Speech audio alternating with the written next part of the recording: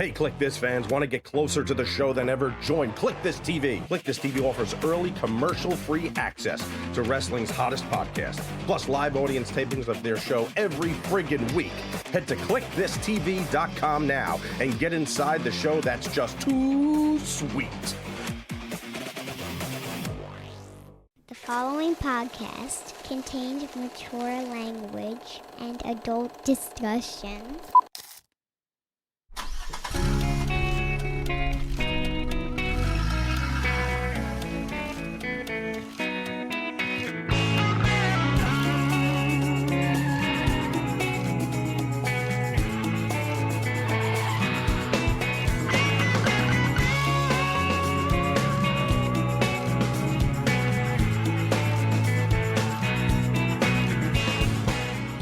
Kev, did you just ask how have we been talking for 41 minutes? Yeah.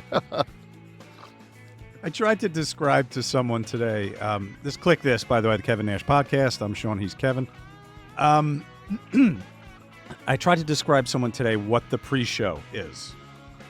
They're like, so what? You just like, people pay to just sit in there and watch. I said, you don't understand. It's the show we would be doing 20 years ago. Right. If global sensitivities hadn't overtaken us. Right. So that's the best way to describe it. But yeah, we've been just kind of rolling here, 41 minutes or wherever we're at. I kind of got a boner for this Bruce Springsteen documentary that's going to premiere tomorrow night on, well, if you're hearing this Monday morning. Is it on Hulu? It's already Hulu and Disney, yeah.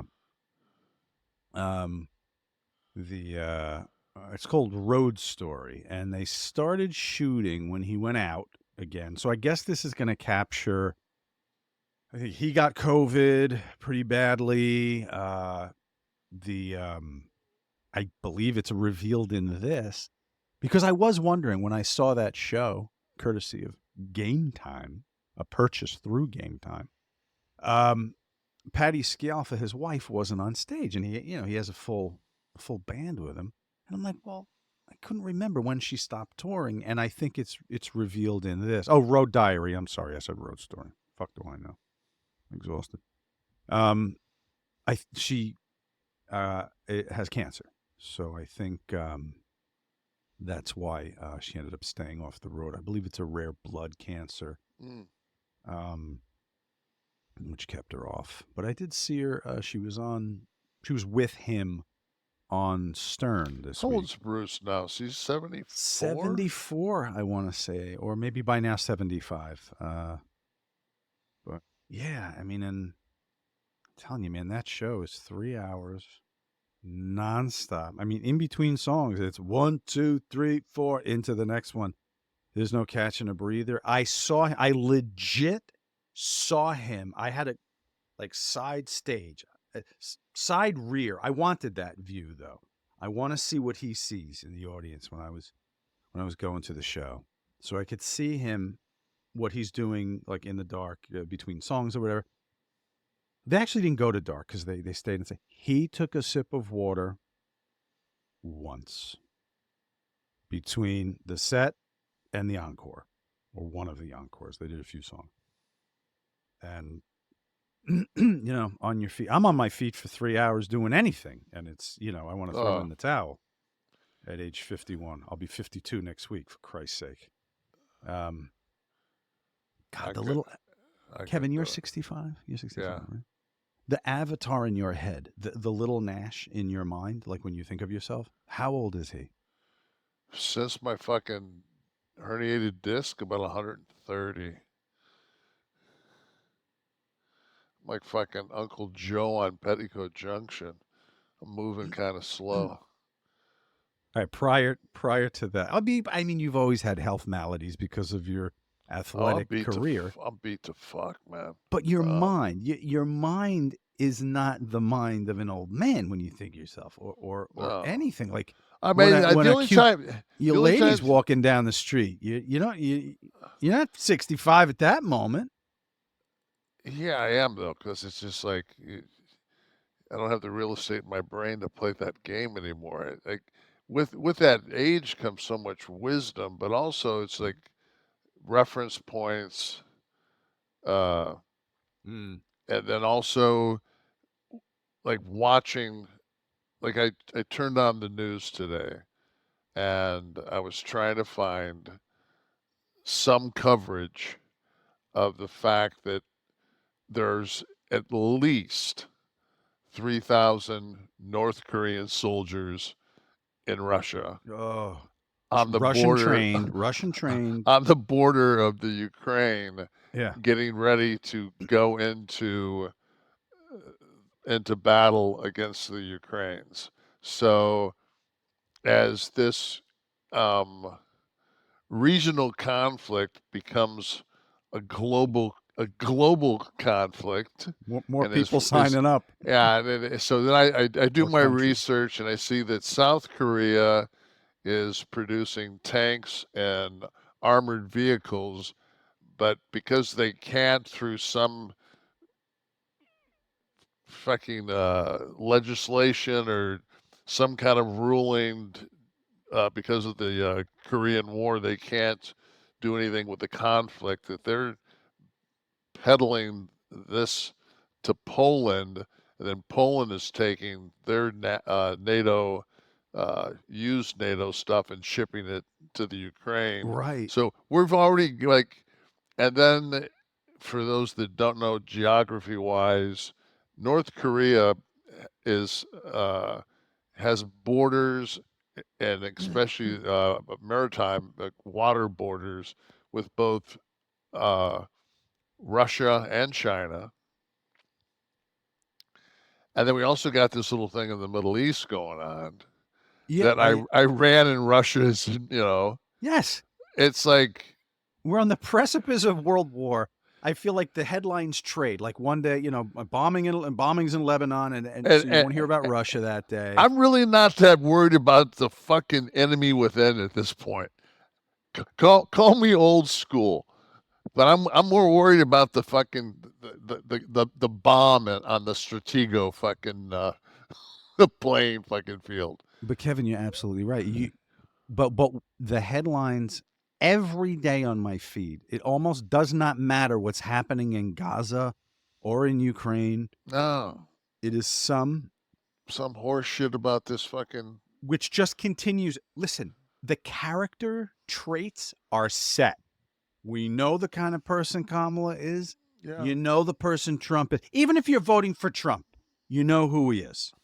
So there's no new news. At what point, when you digest this much Trump, do you not just say to yourself, if you're not in their camp, it's a bit. He's doing a fucking bit.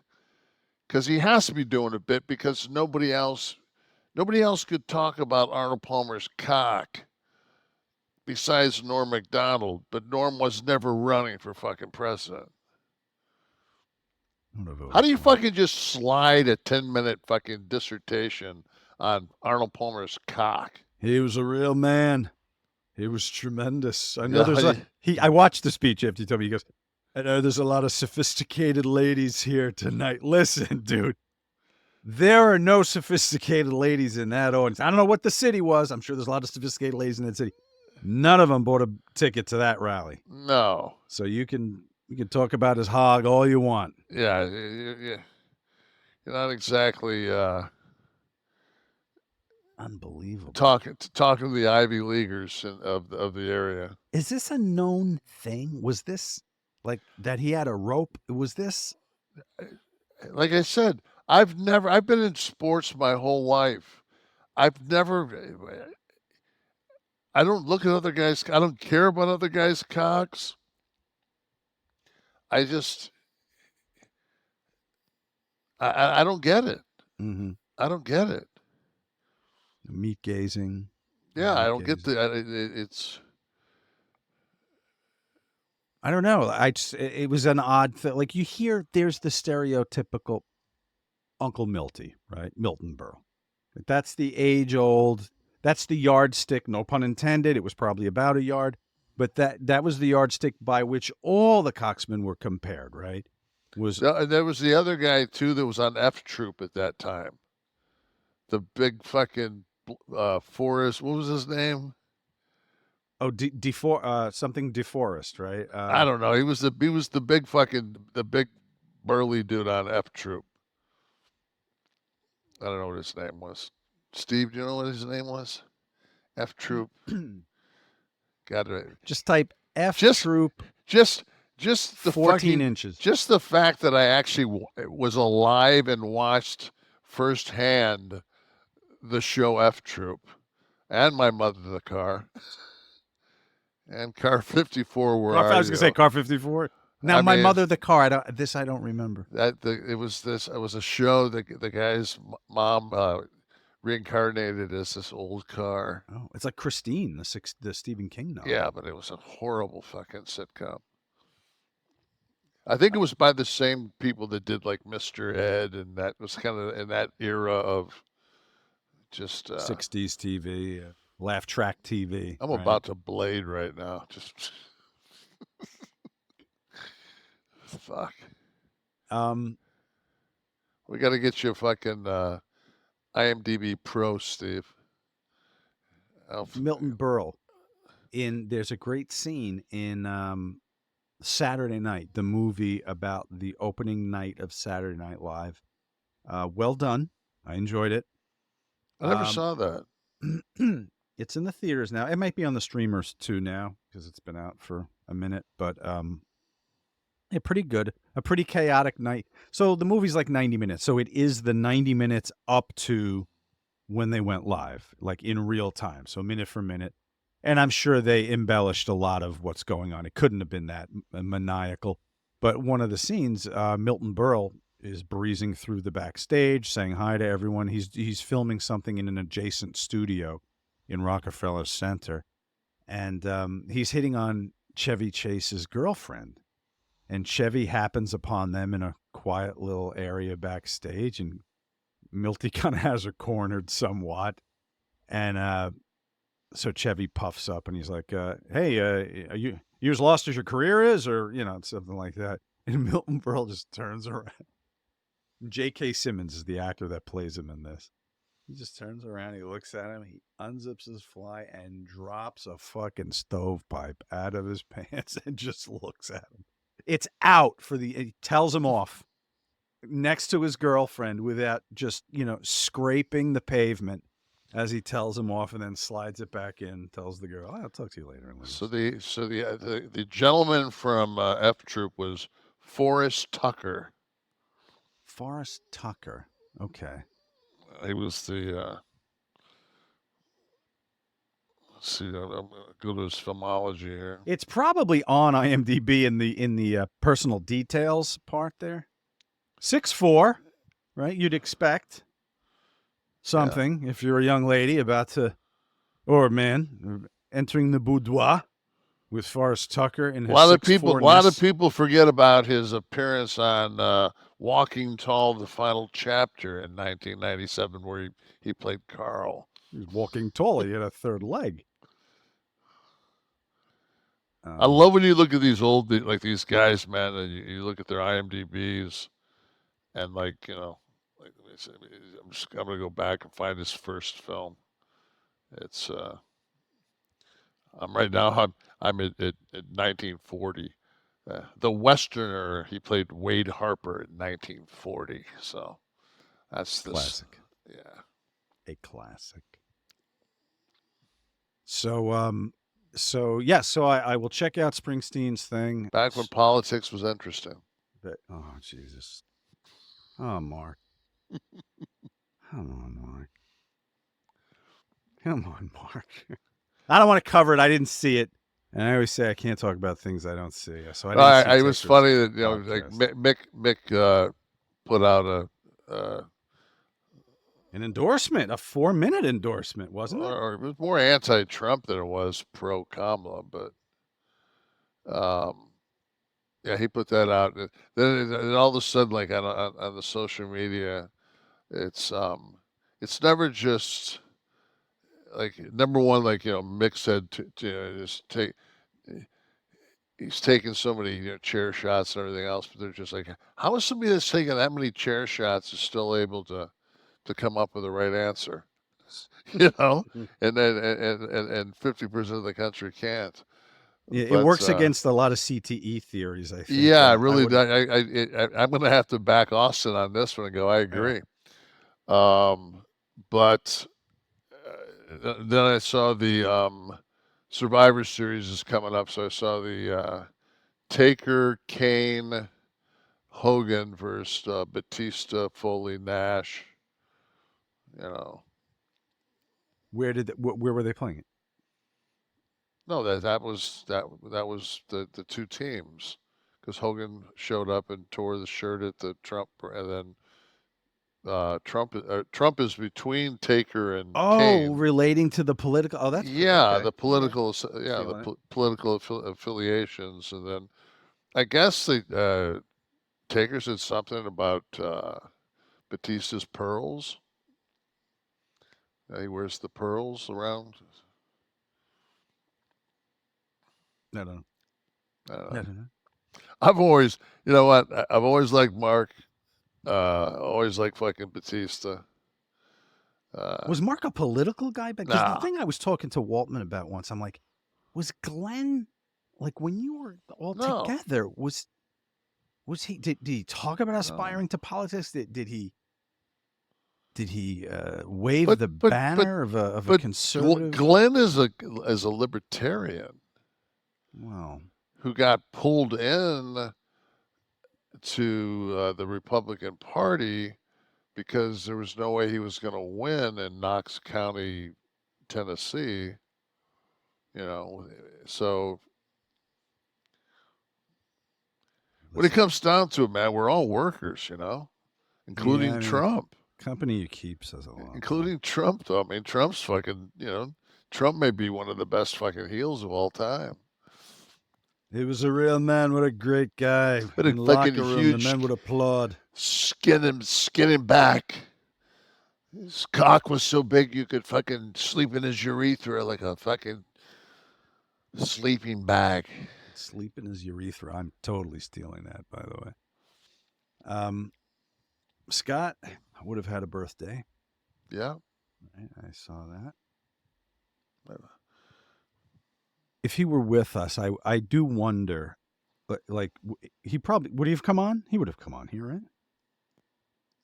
Oh, God, He made a lot of appearances. I don't think he would have been averse to coming on and chopping it up. No, Scott would have been a steady follow. Because we used to do that little 5-minute thing called Last Call with Scott Hall. Mm-hmm. We do that from the road. He might have his own podcast by now.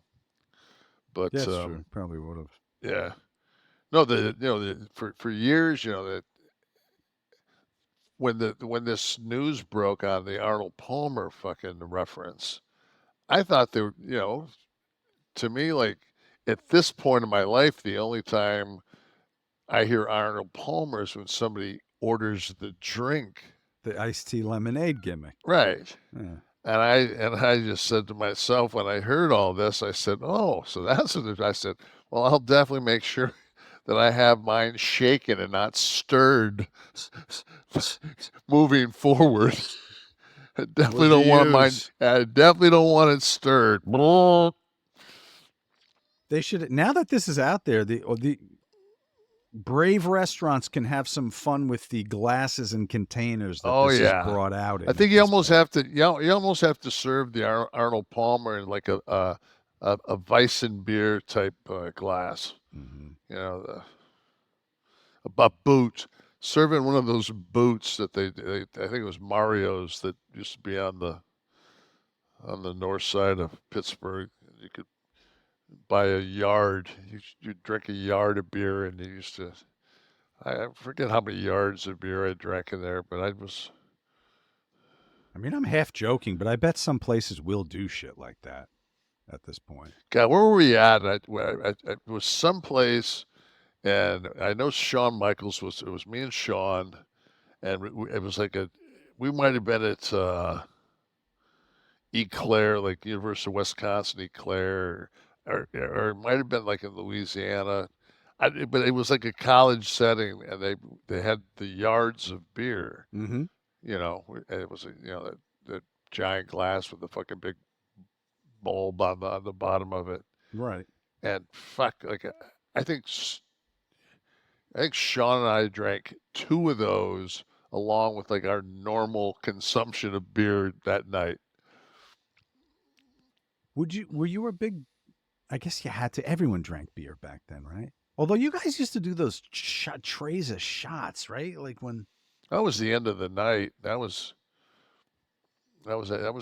just to kick in the gimmicks. oh, and then the gargling and shit. Fuck it. Well, you had to gargle because the fucking pussies would throw it over their shoulder. Toss it, right? Yeah. Yeah, so you had to take one at a time. You'd go, gargle, boom, gargle, gargle. Who were you impressed by? Was there anyone that came into the company and you were like, all right, let's get this guy, but held his own? No, I was more impressed with the fact that like Paul didn't drink. Mm-hmm. You know, that was a more impressive. I mean, just to be a fucking lunatic with the rest of us, it wasn't like Right. if somebody was to have told me at 65 years old, like I'd be with I don't know if it's 8, 9 months, whatever it's been since I've had a drink, but um, like I'd be like, what? Get the fuck out of here. Right. You know, I'm getting ready to go to a wedding.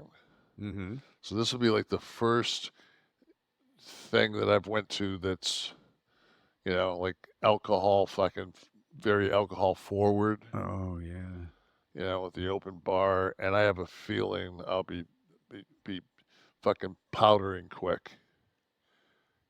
Well, you, when we went out to dinner, you did not have a glass of wine with your steak. I had a sip of my wife's. Yeah, that's a sip. That was the first time I mean, it was a good bottle of wine. So just like, let me just taste it, And I was just like,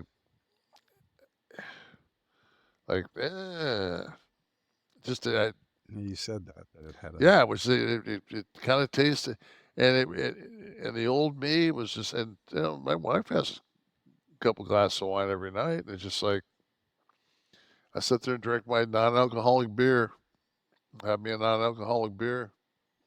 What was the Papillon? The wine The they one, had? yeah, they had Papillon, yeah, Orange Swift, So they polished off Our Ladies. I guess it was 2 carafes, right? Two two fucking, bottles. yeah, Yeah. well, 7, yeah, liter and a half of wine. So my oldest has an affinity for wine. So does Lana, by the way. She's Italian through and through. Likes wine, and so I guess she had some of my wife Papillon that night. We go out to dinner. We're back, I guess, in Jersey. We go to dinner. She has a sip of the wine. My daughter goes, "Not Papillon." Oh, honey, Yeah. when I was 19, anything that approached what you drank that night was we pay people to go in and get Peels. Was that the name of the beer? Piels, I think, was it, just one level above piss. I think. Sorry to the Peels drinkers out there, but or whatever we could I didn't get. have She's sipping Papillon at the I fucking didn't. steakhouse. What do we do to our kids? I remember like there was, of course, Mad Dog. Oh, the MD 2020. And then there was what was the next one? The Boone's There was one Farm. called Cisco. Was that around when you were I younger? don't know. I know there was. When I was in high It school. went. Mad Dog was like the first one. Well, like when I was real young, like the hood wine was Thunderbird. Oh, yep, Thunderbird. The old fucking Thunderbird. And then Mad Dog was around, and then Boone's Farm, then Annie Green Springs or something like that. And then because of course I grew up in Detroit, we had TJ Swan. Mm. It was like after hours. It was, After those nights at TJ Swan, Kev, the next morning you probably should be having something with high protein. I'm guessing. I don't know if you were at the time, but what your favorite cereal of choice was. But you know what? Today you can get a much I'm going to say right now, high protein, 4 net carbs, 0 sugar alternative to all these wonderful cereals of our childhood. What I'm holding now is, of course, Magic Spoon, peanut butter flavor. I think one of our listeners asked about the peanut butter flavor, and it is here. It is in my hand. Yes, peanut butter is available. Yes, yes, yes. Peanut butter is available. For God's sakes, peanut butter flavor. Everyone loved these cereals as a kid, like Josh Henney, one of our 11 Soft members, tweeted this week. I received my Magic Spoon this past week, and I'm absolutely amazed at how great it all is. I got the cereal and the cereal bars both. Used the code, and it pretty much pays for shipping. And he ordered the 8-option bundle. He will keep ordering. Thank you, Josh. Our friends at Magic Spoon are thrilled to hear that. But you know what? They shouldn't be shocked, and they probably aren't, because anyone who tries it becomes an instant Magic Spoon fan. And if you just loved the cereal, like I'm talking about, because it is reminiscent, the flavors bring me back to those favorite childhood cereals, like this flavor Frosted. I think I unveiled that last week on the air. If you're a fan of those, the big news is Magic Spoon has turned their super popular cereal into high-protein treats that are light, crispy, and taste just like those crunchy cereal bars. Magic Spoon's brand new treats are so delicious. They've already become my favorite go-to. Great to just throw in my bag in the morning and head out. I know folks that make this their before and after gym snack. So as far as the cereal goes, guys, every serving of Magic Spoon cereal has 13 grams of protein, 0 grams of sugar, 4 grams of net carbs, so you can feel good about what you're eating. The most popular flavors currently, fruity and cocoa. But there are so many more. The treats, they're crispy, crunchy, like I said. An easy way to get 12 grams of protein on the go. And for the first time ever, Magic Spoon treats are available in grocery stores with delicious flavors like marshmallow, chocolatey peanut butter. We're going to give you $5 off, though, if you want to make this purchase at magicspoon.com/KLIQ, like our friend Josh Henney did, or just look for Magic Spoon on Amazon or in your nearest grocery store. But Ace Ramon, by the way, is eating Frosted Magic Spoon as we speak. Just popped up, one of our live members here for the taping. You're going to get $5 off if you go to magicspoon.com/KLIQ. Magic Spoon, hold on to the dream. Enjoy, Ace. I wish I was eating some cereal right now. Little Cocoa Krispies.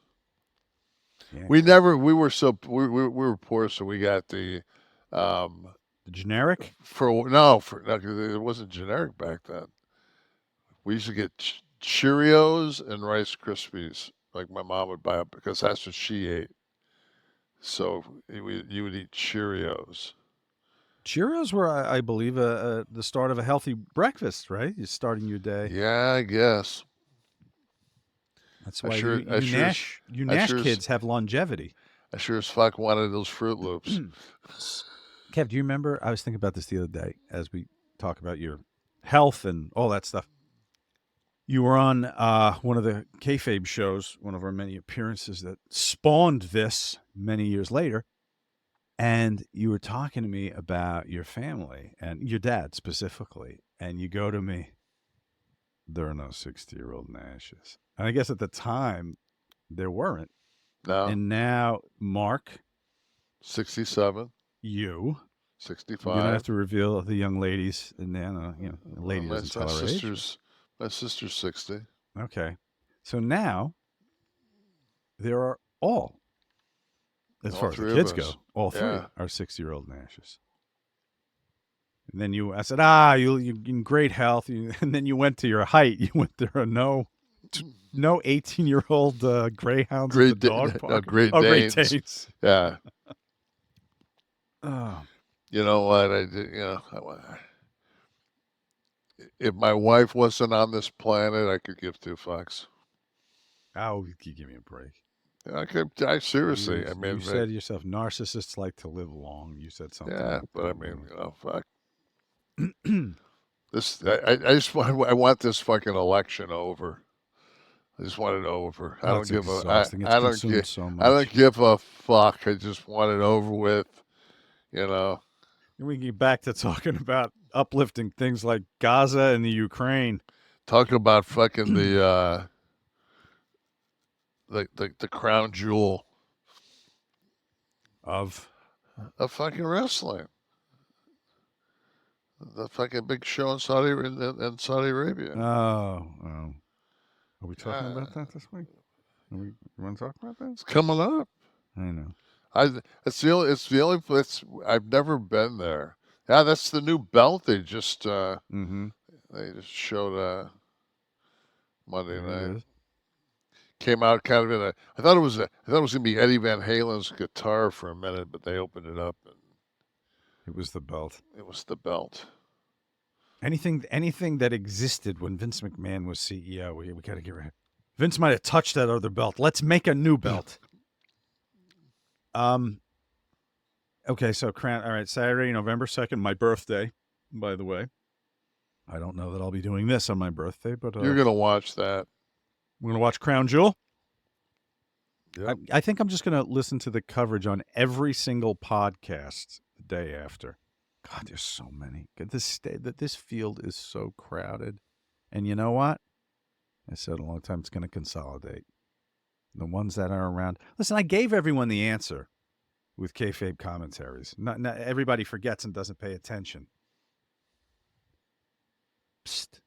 Wrestlers are interesting enough that you don't have to talk wrestling with them. And they're interesting. Everyone with the coverage and the this and the that, it's nonstop. That's why we stand here. Eric's going strong. I mean, I feel like the field is also Rand's.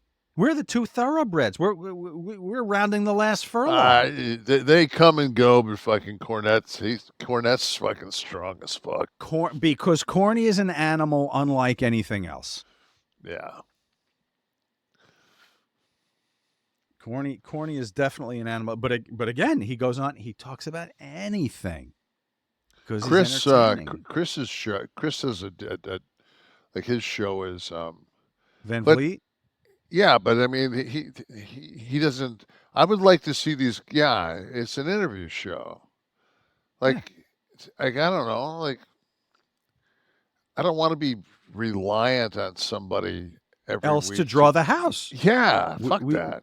We draw the house. Yeah, I don't want me much less. I'm in the Garfunkel role, but Paul, No, we're drawing the house. I'll the take magic. the Garf. I'll take the. Steve is all reruns now. Yeah, it has been. God, right. Steve hasn't done a show in probably 2 years. Well, folks like Germinator, who The listened Stardom last week, had Stardom cast is new. right. They'll enjoy the shine for a couple of weeks. Were we 15? Where are we at where are we at right now? Well, it's day whatever, right? Or 16. up 4 or down 2. Oh my God. Yeah, day 4 after the debut. We're on once a week. Some of these jabronis are dropping 2-3 a week. That adds up and adds to that ranking. Germinator listened last week. He said, I lost my dad 2 months right around the first show and had trouble talking about him sometimes. And seeing Kevin Nash open up last 2 years has helped me. Thanks again. Looking forward to next week. He's, of course, referencing last week's show. Yeah, it's difficult, man. Very difficult. Losing people is You know, I don't care what those rankings say. Do you know how many people have written us, Kevin, that your candor and your willingness to go through the entire Tristan episode with the public? You know how many people they do the please respect our privacy at this time, blah blah blah, and you wanted to tell the fans what happened, and you wanted. well, to tell the truth.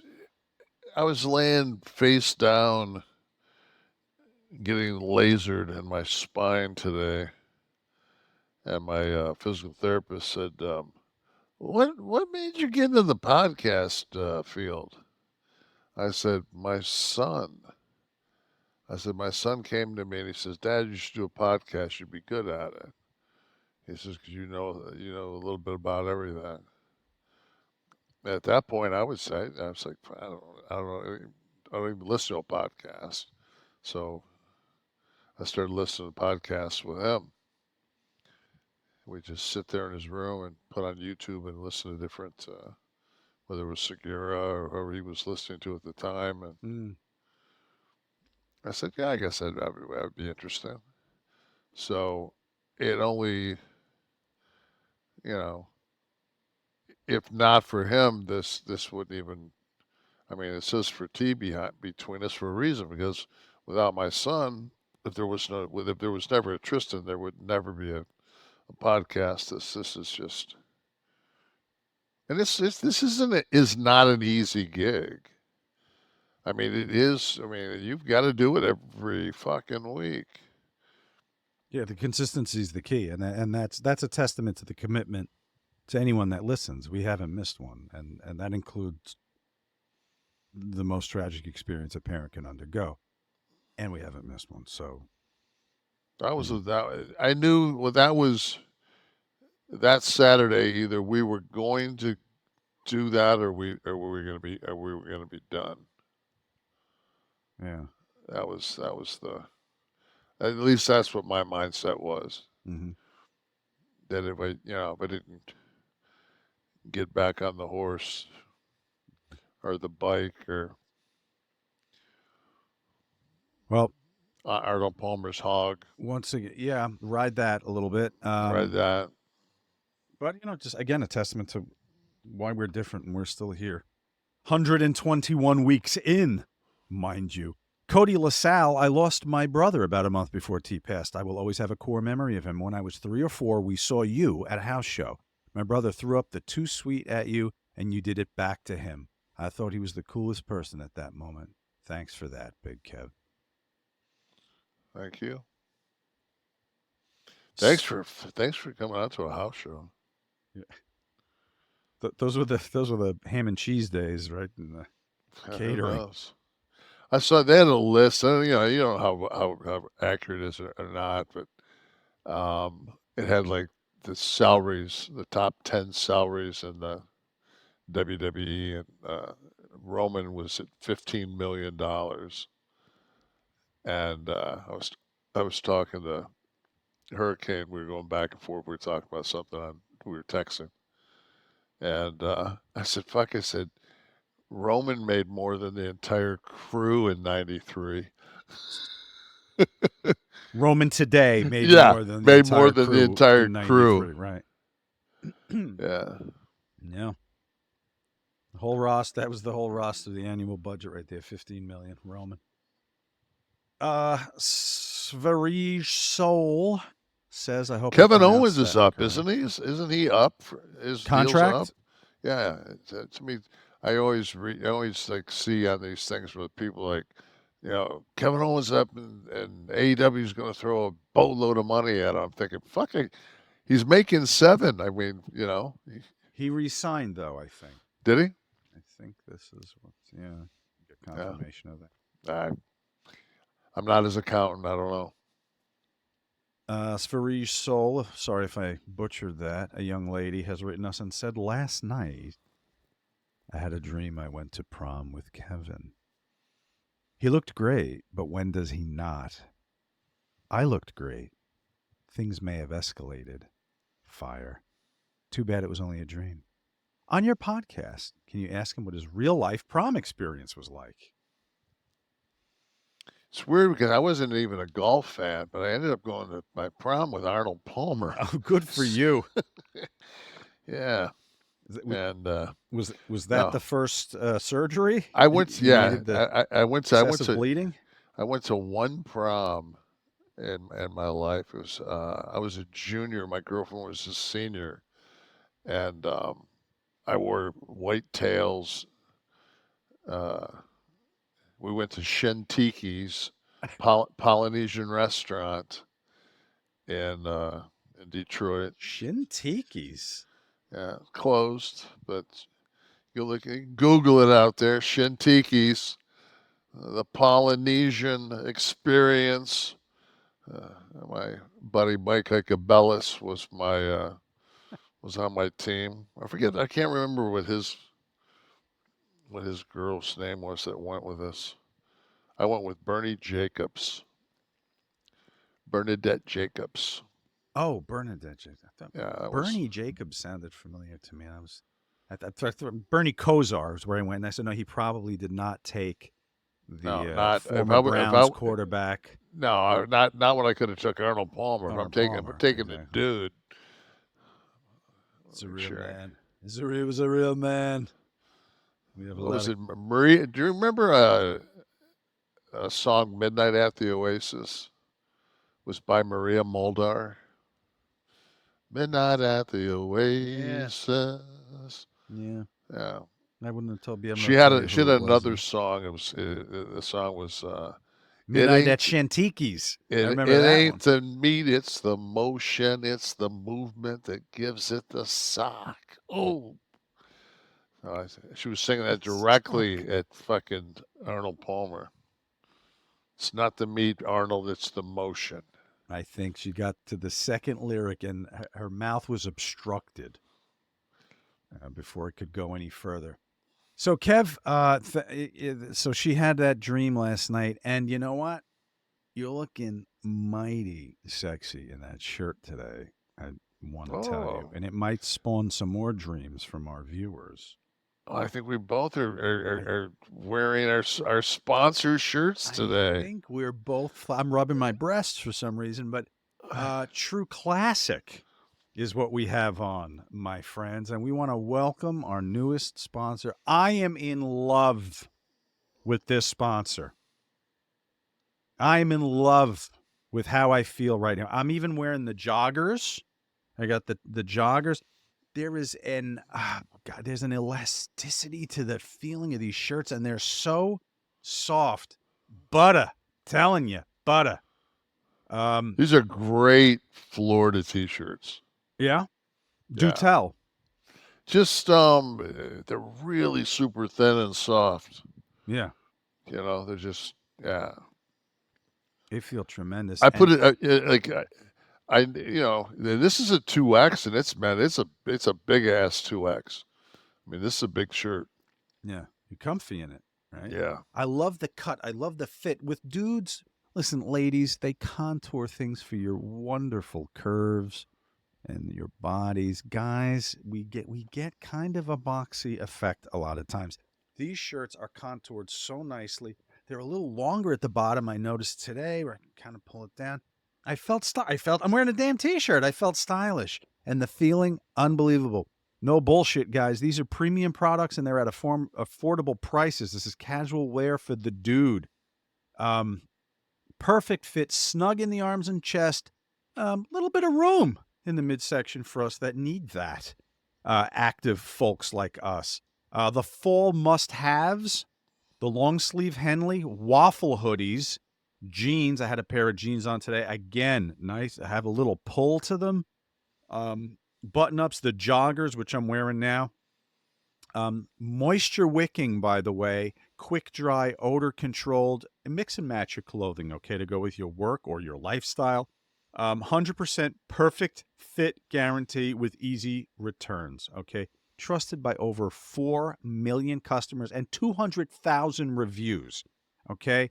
That shit's no joke. Fall's here. Step up your game. Right now, unlock big savings when you get your bundle pack. Just go to the exclusive link at trueclassic.com/Kliq, Kliq, to save on your order. That's trueclassic.com/Kliq. They have so many sales available that you're going to unlock when you type that code Kliq, Kliq. Shop now and elevate your wardrobe today, guys. And the ladies that like to listen to us, this makes fine gear for your dude. So please go on there and check it out as well. My nephew-in-law stole my sweatpants today. Ah, did he? The joggers? Because I held them up. I held them up to my waist. He goes, "Oh, those are way too short." And he bailed with them? Oh, he said, I said, yeah. I said, yeah, I won't be able to wear these. Mine on right now. Yeah. Very comfortable. And he was just like, "Can I have those?" I'm like, "Yeah." I said, "I can't wear them." You know what? With this kind of the stretchiness, the elasticity that contours to your legs, Arnold Palmer would have done fine in these. I don't know. It made it just. Might have shown a little, but talk about an advertisement when you walk into the pub after the back nine. The back nine, you're giving her the front 11. Dan says, does Kevin Nash's podcast count as a wrestling podcast? Because that's the only one I can watch, even though they don't talk that much wrestling. It was a reply to Taz's tweet. I'll read his. Taz said, massive oversaturation of wrestling podcast in today's pro wrestling community. How often do you watch or listen to wrestling podcasts weekly? He did a poll, which the choices were weekly, sometimes every day, never. Never won with 31%. But Dan's reply was, can you even really consider Kevin's a wrestling podcast? Because he doesn't miss that one. So I think that's why the never won. Because we're not. We have to talk wrestling. You were a wrestler, right? So we have to cover it. We don't have to. What are we on the clock for wrestling today? We've been on the air, well, if you want to count the pregame show here, 1 hour and 7 minutes. Give me the total amount of time in 1 hour and 7 minutes that we covered wrestling. We talked about Kevin Owens' contract. We talked about that. We talked about how much Reigns made. Ooh, let me made think. A 20-second joke about what we talked about the belt. We showed the crown jewel belt. Yeah, Steve's is under 2 minutes, so. Yeah. And he's got the clock going over there, so he actually can add this up and he knows. Yeah, because he's got to come up with it. You know, he's got to come up with what this is going to be called next week. So. Oh, Arnold Palmer. Hello. Yeah.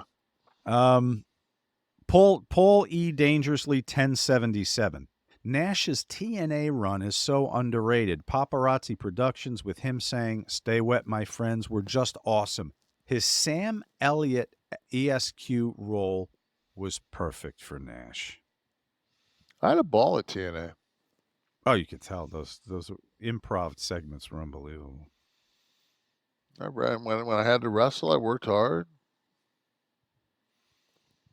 What was the vibe? What was like the company vibe backstage? Was it chill?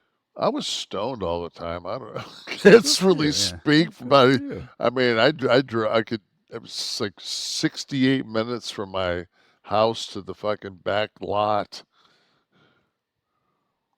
Exactly. All right, most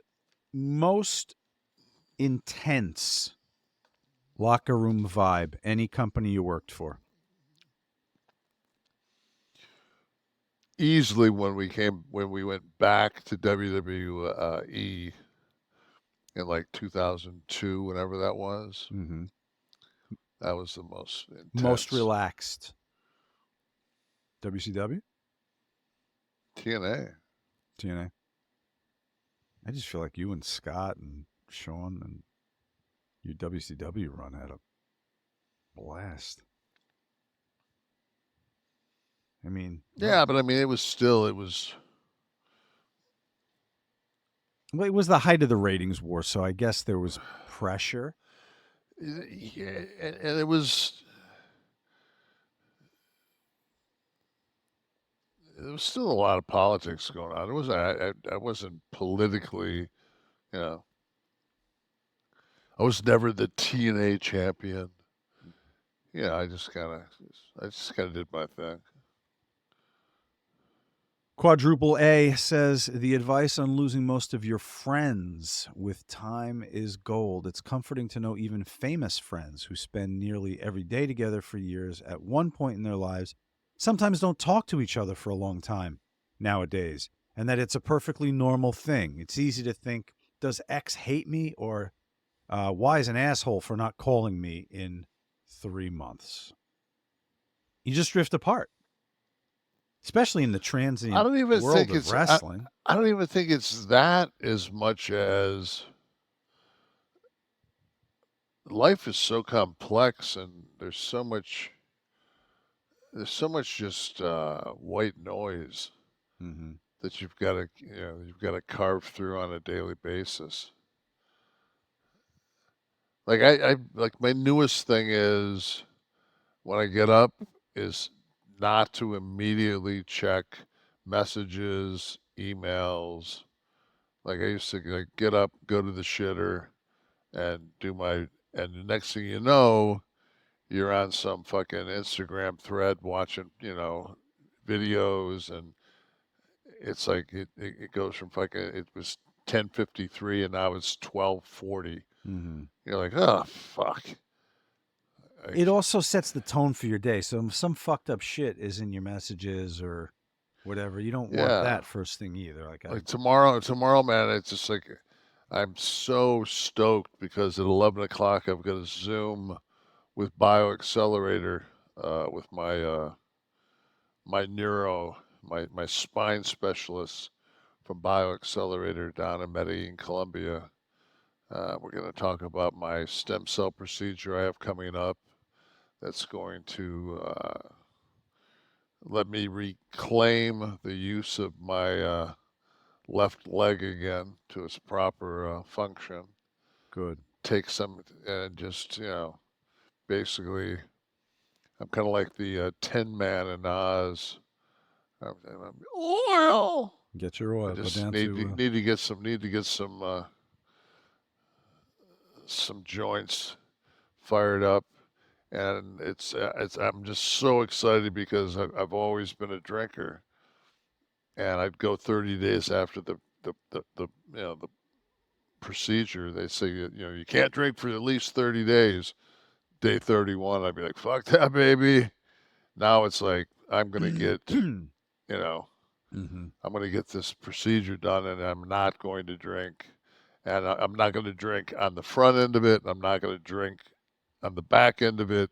It's just, at 65 years old, I'm going to get this blessing and this gift of BioAccelerator, which is the Mac Daddy of all stem cell. When you go down there, do you spend some time, or you go down for the procedure and you're back? I'm down there for about 4 days, like getting everything done. You able to bop around a little, or are you restricted because of the procedure? No, it's painless. Okay. I mean, this one, like usually, I'll go down there and bop around a little bit. They always take it. I always go out to a nice dinner. Okay. Eric, the boss, the owner, and is. I mean, I consider him a friend.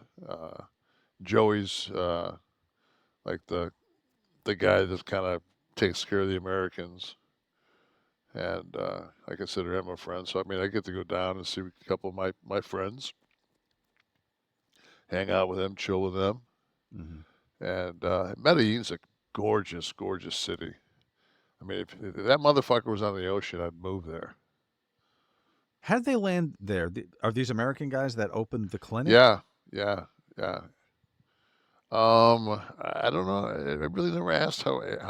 I think it was because, Medellin is where Escobar was located. Correct. And so he did such a he gave so much back to that community as far as medically and everything else. So their facilities are very very modern, and so you can't drink. You couldn't drink for 30 days after treatments, right? Historically. What about THC? I don't think there's any problem whatsoever with THC. Well, good. So you can go down for that, for the procedure, and right away you could be sipping your Get Blitzed, right? Oh yeah. Our friends Mickey Ray Sinatra and Courtney and their Get Blitzed Lit Aid. I guess it's a poignant time to tell everybody that it's nano infused Delta 9 THC sipping syrup. Kevin and myself and some of our buddies, like we had a wonderful testimonial today, which just showed up before I got on the air. Blue Elvis was letting us know. He said that kind of day.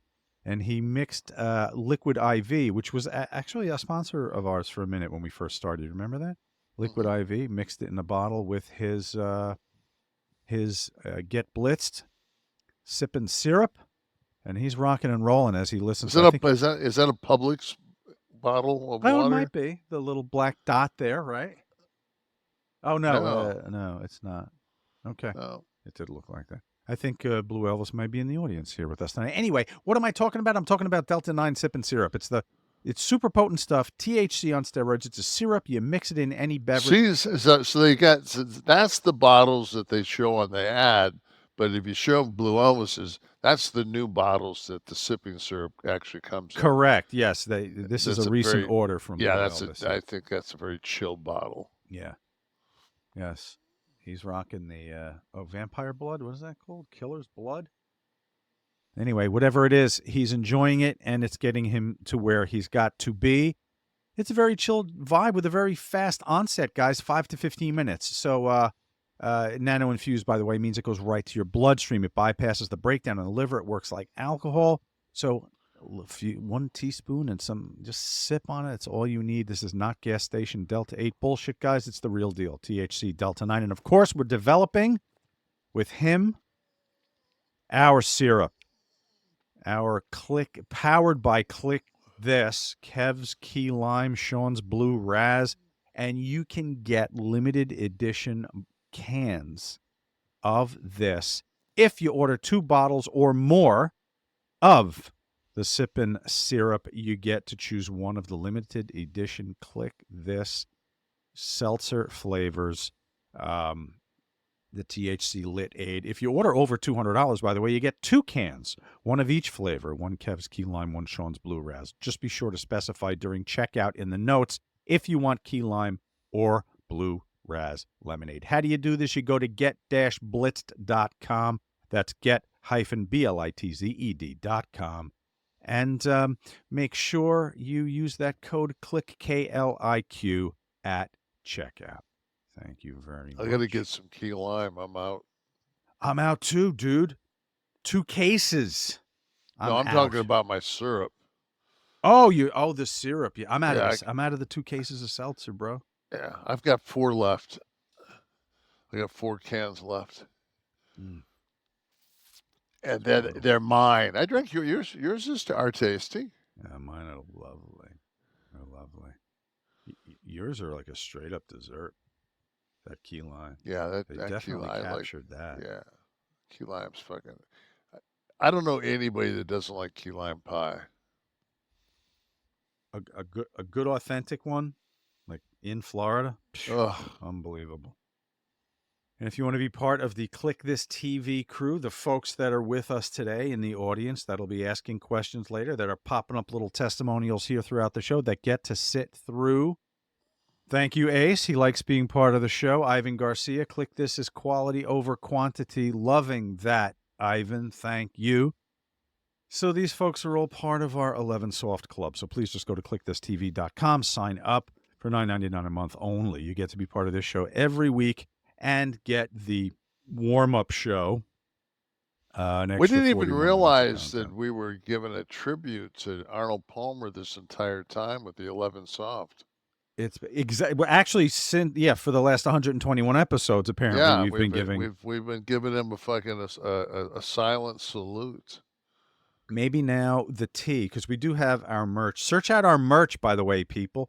Our 11 Soft shirt, which is one of our most popular sellers, maybe now should have the little. We should see if we can get signature. Put it on these shirts, man. See if we can do a deal with them, man. Yeah. Get our merch on Hit up True Classic and get our stuff. Yeah, get our merch on these True Classics. That'd be sweet. It's good. It grips the arm good there, you know. Yeah, it really does. It kind of it's all about the contouring, and God, they're so damn soft. It's amazing. I'm gonna feel myself. I sleep nude, but like every once in a while I get cold. And I'll put a T-shirt on, but I won't put any drawers on. I'll just put a T-shirt on because of fucking the fan, you know. And this is like the perfect, just to keep that. I had the air down like the 68 last night, and I had the fan just blazing on me, and I woke up, man. It was like chatterbox. My one hand was numb. The fucking couldn't get a hold of the comforter. I was like, fuck. And then as soon as I got comfortable and got I kind of shook out my cobwebs and everything else, it was just like, oh fuck, I gotta piss. So You it's had to just get like, up again. Yeah. But you had your damn True Classic on though, didn't you? you know what? I last night I sat there. I said, man, I said, why I stopped using the piss bottle. Like, why? Like, why do I not have the piss bottle next to the bed? Because like by the time you get up and limp your, like, I'm beat up right now. It's like by the time I limp my ass in and the make the transition from the hardwood to the marble floor in the bathroom, it's like, ugh. At that point, I might as well fucking just, walk in and have Buddy Rich fucking playing the drums in the bathroom. Making the face, doing the yeah. Just I was watching some clips of Rickles. that was they were talking to Springsteen's drummer, and they asked him who the greatest drummer of all time was, and he said Buddy Rich. I saw that. That was on Stern, right? Yeah, I saw that. Yeah. And he said then after that it's anybody you can name. And Stern said Bonham. He said absolutely. Like anybody you can name after that. Yeah, all these years later, the legacy, Buddy Rich's legacy, still has him installed. And I wonder like when it left Gene Krupa and went to Buddy Rich. Good point. It's a generational thing, I think. Buddy Rich was able to reach more people. Tonight Show, TV, whereas Krupa, because he was before that. Plus, Krupa was the records. bad boy because he was on the cannabis. Oh, he smoked it. He liked the pot? Yeah. Mm. Oh, he liked the medicine. Krupa with the medicine, baby. I remember the Gene Krupa story was a film. And I remember that he got busted, for... Was Forrest Whitaker the star? No, No. Who played Gene Krupa? Don't make me fucking go back to my IMDb. To your IMDb. I'll do it. You can pull out your pixel, and that's not a euphemism. He has a pixel. Go ahead. So the show, the movie, the Gene Krupa story. That's being looked up. Well, I'm just saying though that I'm just wondering when that it left the Gene Krupa and went to 1959 was Salminio played him. Oh. Who was also in Rebel Without a Cause. Yes. Died tragically young. Yes. If I knew I couldn't remember. I mean, I knew it was a very well, known actor that played Krupa, but you know who would have known that in a heartbeat? RJ City. Yes. Been all over that. So we're literally a week and a day away from your dream coming true, Kevin. And that's funny. Ace Ramon said, "Did anyone mention RJ City?" I got him in for you. Just got him in. We're a week and a day away from your dream coming true of finally getting over this hurdle of election talk and just the monopolization of everything news related. I guess that's what I'm going to look forward to talking about something else on this show. Yeah, I guess that's what it gets to. It gets to the point where, like, who you for? I don't fucking care. Right. I know. It's just it's like getting in line at Disney and it's fucking 107 degrees and it's like 11 hours from this spot. Like by the time you get on the fucking ride, you're like, I don't give a fuck. Now they gouge you. You can pay for their Genie Pass, their line cutting. Yeah, but everybody gets that. So now that's no longer fucking. Everything's now. It's like because Tamara goes, she still goes to Disney, and everything is like if you don't have a fucking, it's all on your smartphone, and you got to make reservations. Oh yeah. And Tamara's like she's mastered the process. Right. I told Tamara, I said you should fucking have a web page where you just fucking like you make people coming in from fucking Cedar Rapids, you set their shit up for them. So it's I know people that pay people to do it for them. Yeah. because they're so savvy at it. Yeah. And Tamara's so good at it. Or maybe She even loves her. She loves her some Disney. She's going on a Disney cruise here in a couple of maybe. she just went too, right? Didn't she? Wasn't she just on? No, she went on a different cruise. She's going on a Disney cruise. Oh. Her and her girlfriend are going. I think in 3 weeks. 3 or 4 weeks. Did that last summer. It was good. It was enjoyable as far as cruises go. Whether you like Disney or not, We like it because I mean, more upscale clientele. We always took T when T was little. He liked it because I'll never forget. I got hammered one morning. I went down went down for breakfast, and fucking Chip and Dale are at our table, and they're just fucking with me, and I'm trying not to lose it. Don't tell me looking at one of them. Oh, I was throw the elbow like at the restaurant. You should see the picture, man. It's like the professional photographer picture that's coming around. It's like The Chip character and Dale, breakfast, yeah. Chip and Dale on each side of me. We're at the animator's palette, and I'm like green in between. I'm like, I tell you one thing, man. I do not, in any form or fashion, miss that aspect of alcohol consumption. Oh, the day after. Ugh. Yeah. And as you get older, man, it becomes like the last time I had too much to drink before I stopped drinking was during COVID because, like everybody there was nothing to do but drink. Right. And it was like, I woke up and I'm like, I think I have COVID. Like, dude, you haven't been anywhere. Like you don't have COVID. You're just fucking hungover. Right. Can you dig up that picture for us? I think I can speak for everyone in the audience. I guarantee you. The thing is, though, it's an actual photograph. So I saw a thing in the news the other day where like these young kids are buying these throwaway the cameras, disposable cameras. It's back.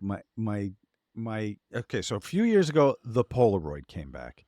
And all the kids went, I had to get my kid Polaroids. Now it's the fucking throwaways. The disposable camera. My daughter asked, I said, Mia, you're not getting this.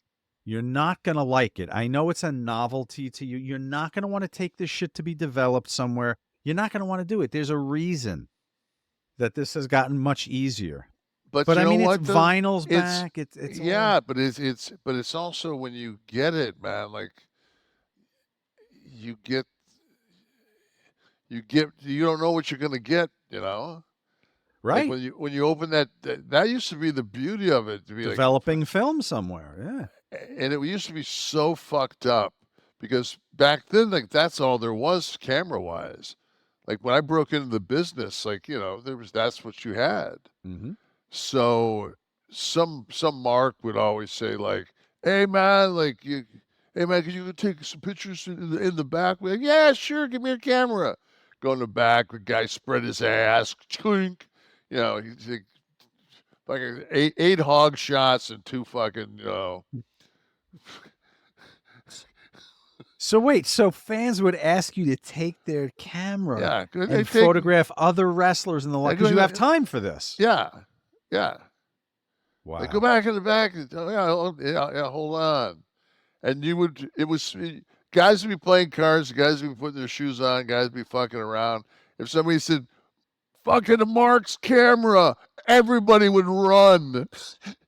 Like, to pose, to pull it out. To bastardize this poor person's fucking, I used to wait when I was a kid for autographs and pictures at the back. That big ramp at the Meadowlands that would go down. So I'd wait at the gate. A lot of times they'd let the cars go down, but then it would fill up downstairs, apparently, wherever they had you guys park. And they'd make them park in the lot. And that's when you got the autographs, when like Pedro Morales had to actually park with the Marks cars in the lot, and you'd have to walk. And you just jump in front of him, get some autographs. One time, Corporal Kirshner, who was, I guess, poised to become the next Sergeant Slaughter as Slaughter was aging, pulls up, and he's gonna go down the ramp in the car. So security opens the gate. Now there's somebody in the passenger seat with a towel over his head. He's leaned down, covering his head and face with a towel, but he's in the most obnoxious bright turquoise tank top. The car pulls down. Kirshner gets in. The passenger's not revealed. 10 minutes later, the same crowd of marks is standing at the gate. Shiek comes up. He needs to talk to the man at the gate to tell him someone's coming. Please let them down. He's in the turquoise tank top. Do you change the shirt? Like, was there no consideration that you got in with your head covered in the turquoise shirt next to the guy you're wrestling tonight? You get in. 10 minutes later, he comes up the ramp to talk to a guy in front of the marks wearing the goddamn shirt. And I wonder who he was having visit and drop something off that night at the Meadowlands that he wanted the guard to allow instant access to. I was too young to consider these things, but I do now. Yeah. Or shortly thereafter, the Hacksaw Duggan arrest. I remember that was one of the big. We'd always be fucking around in the car. We'd be drinking or whatever, and somebody'd take a drink out of their fucking beer, and you'd always say, "Keep it down." That's how fucking Duggan and Shiek got busted. Oh, they became the reference point. That's true. Yeah, that was like every time anytime you did so, because you never fucking like when you went and got your beer, you stopped. Later in your career, you're seasoned enough where your shit's on ice. You got a cooler in the trunk, especially when the Cadillac came, and in between the back seats of the Cadillac was right? the armrest came down, and that thing folded down for you to push your skis through, and then we put the cooler right there so you could. And that way there, man, you didn't have to, because our whole thing was you always handed your empty can to the co-pilot, and his job was to stomp the beer can to make it compressed as little as possible. And then you would just be driving along, and he'd just, Scott would have like 8 empty crushed beers in front of him, and he would just look behind him, on the Garden State and fucking fire them out. So. But now you could throw the empties in the back. Yeah, you could throw them in the back, right back in the cooler. So I'm going to use that Shiek Duggan reference that you guys did for everything. Like in life, I'm going to bring it. You got to. Yeah. Somebody behind the counter, they're ringing me up. I'm like, no, please don't. That's don't do Shiek that. And That's how Duggan Shiek and Duggan got cut. Exactly. Kev, are you following baseball? It's World Series time now, so are you following baseball? Of How are you course. with this? You are? Okay, good for you. I was praying it would be the Dodgers once Detroit was out, I was a little disappointed. Mm-hmm. But like I wanted them to get by Cleveland, but at the same point, I just didn't see Detroit getting by the Yankees. Right. So now this is going to be a great series. Yeah. This is going to be a really good, like, sit back, smoke a fatty, watch baseball series. Sip a get blitzed, Kliq This edition. Yes. A key lime pie or a little blue key lime raz. pie. But I also have to give a shout out to the my lovely crew up in Detroit, the Jackknife Hyman cannabis crew. So yes, they do the flower, right? That's different. Yes, the flower, baby. So if you were to attend, I'm wondering if you were to attend tomorrow's game. It's tomorrow, game 1. If you're listening to this, it's yes, Friday recording. So, we taping this on Thursday. I just got a message. I guess before we I know we're gonna go into this, but did anybody hear about Trump being on Taker's podcast? Steve, did you know anything about this? Yeah, we talked about it. But we didn't talk about that. Did Mark put his daughter on Trump's knee? Oh, this I didn't see. I don't know. Mark? Is there an image of this? I don't know. It says here, it says, to peddle some of Trump's anti-trans propaganda, Callaway brought his adolescent daughter, who sat on his knee as Trump rattled off a fact-free about two purportedly trans boxers who he claims dominated the Olympics in France. Trump then tells the girl that she doesn't want to compete in sports against men and tells a rambling story about She's on Trump's lap yeah. or Taker's lap. That doesn't look like his daughter there, is it? We're scrolling through anyone listening to see if we can get a video of this. Was her name Melania by any chance? No, I guess that she sat on Mark's knee. Okay. But Trump was saying that, see, the goddamn thing keeps trying to get me to fucking pay $1 to. And we're scrolling through here. Let's see. Yeah. So maybe it was in one of the outtakes. I didn't see it in this scroll here. But I mean, this is coverage on. Oh, there it is. Okay, so she's Is she in the shot? Yeah, she's on Mark's lap right there.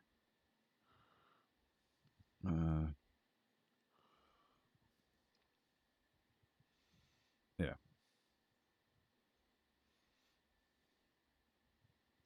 Looks like her mom. Trump does? No, his Mark's daughter looks like his wife. Did you? I didn't watch the interview. Did you watch the interview? No, I haven't. I will be. I haven't watched. I watched Tyrus and Trump. I like to watch my friends interact with Trump. Okay. Because like Mark's a genuine fucker. You know, he's not like a fake fucking guy. Like he's not a bullshit guy. So I just want to I want to see how he, because I've never met Trump, so I don't know how I would interact with him. I wouldn't be a dick to him just because I don't. But what could you? I mean, if Trump came on this show, what could you possibly have an intelligent discussion with him about? This isn't Republican Democrat. There are Republicans you could engage in some fruitful conversation with here. Oh, I think what it would would be. You ask this guy about with the? I would roast him. I mean, I would just say, you don't fucking, like, seriously, you don't really think this or, you really aren't going to fucking shoot Liz Cheney, are you, if you get in office? It's like, please tell me this is a bit. Like, how do you honestly have political discourse and have to say, like, did you really want to shine a powerful light through people with COVID skin? Did you really want us to fucking ingest fucking disinfectant? Right. A little bit of that. I just don't know how to talk to someone like that. I don't know. Well, it's that whole thing where it's like when they used to go 15 rounds in boxing, and like we're answering the 15th round right now, like you forgot about the lies and bullshit during COVID that happened in round 1. Mm-hmm. You forgot the 4 hours that he sat and watched Fox News while they fucking smashed the guy in the doorway at the Capitol building, the police officer. You forgot about that. But you haven't. It's just that there's so much fucking just bullshit. It's like, and then the rebuttal is, Yeah, but I just don't know Kamala well enough. If she's fucking Gacy, it's a better choice. If she just has fucking 28 kids underneath her fucking house, it's a better choice. Like, Jesus fuck, are you fucking kidding me? Come on, man. You'd think. I'm gonna sit this one out. Yeah, you do that. Like I said, I got my shit in bonds and fucking annuities. Just I'm in pretty, case, right? yeah, I'm pretty much fucking. The market crashes. I'm absolutely fine. Yeah. I live a fucking modest life. I'll get by on my fucking 5% interest and right off into the Yeah, sunset. well, that's the fear. Once he gets in, everyone's going to click the sell button. The Yeah. economy's doomed. I asked you about baseball because I wanted, if you were to attend the game, can you get a decent? I mean, you always hear like what Super Bowl tickets cost, and we were talking about WrestleMania tickets earlier. What does Yankee Stadium hold?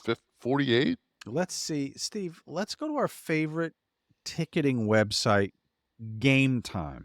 All right, I want to check some baseball tickets here. GameTime.co. Is that the cheapest? 888 on the side there? This is Dodger Stadium. We're looking at tomorrow, the Friday game.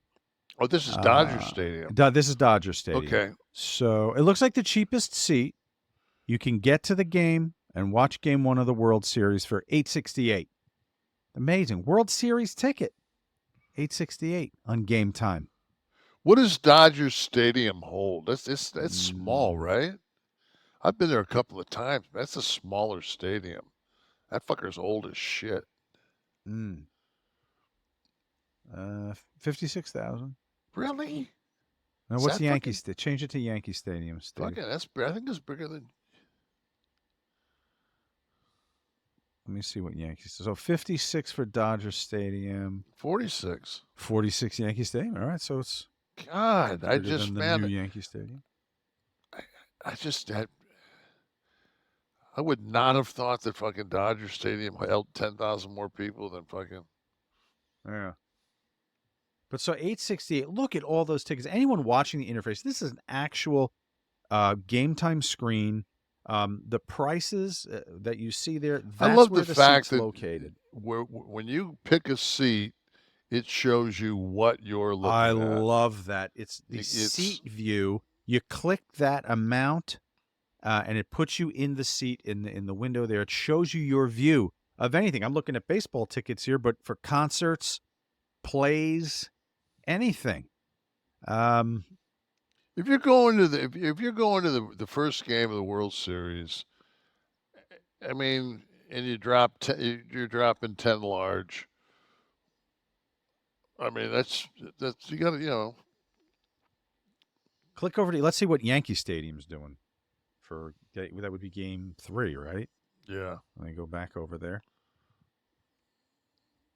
While Steve checks that, I'm going to remind everyone that if you love going to live events, no matter what kind, Game Time is the app or website for you. If you use the promo code KLIQ, KLIQ, for any event, whether it's World Series or not, you're getting $20 off your first purchase. Okay, terms apply.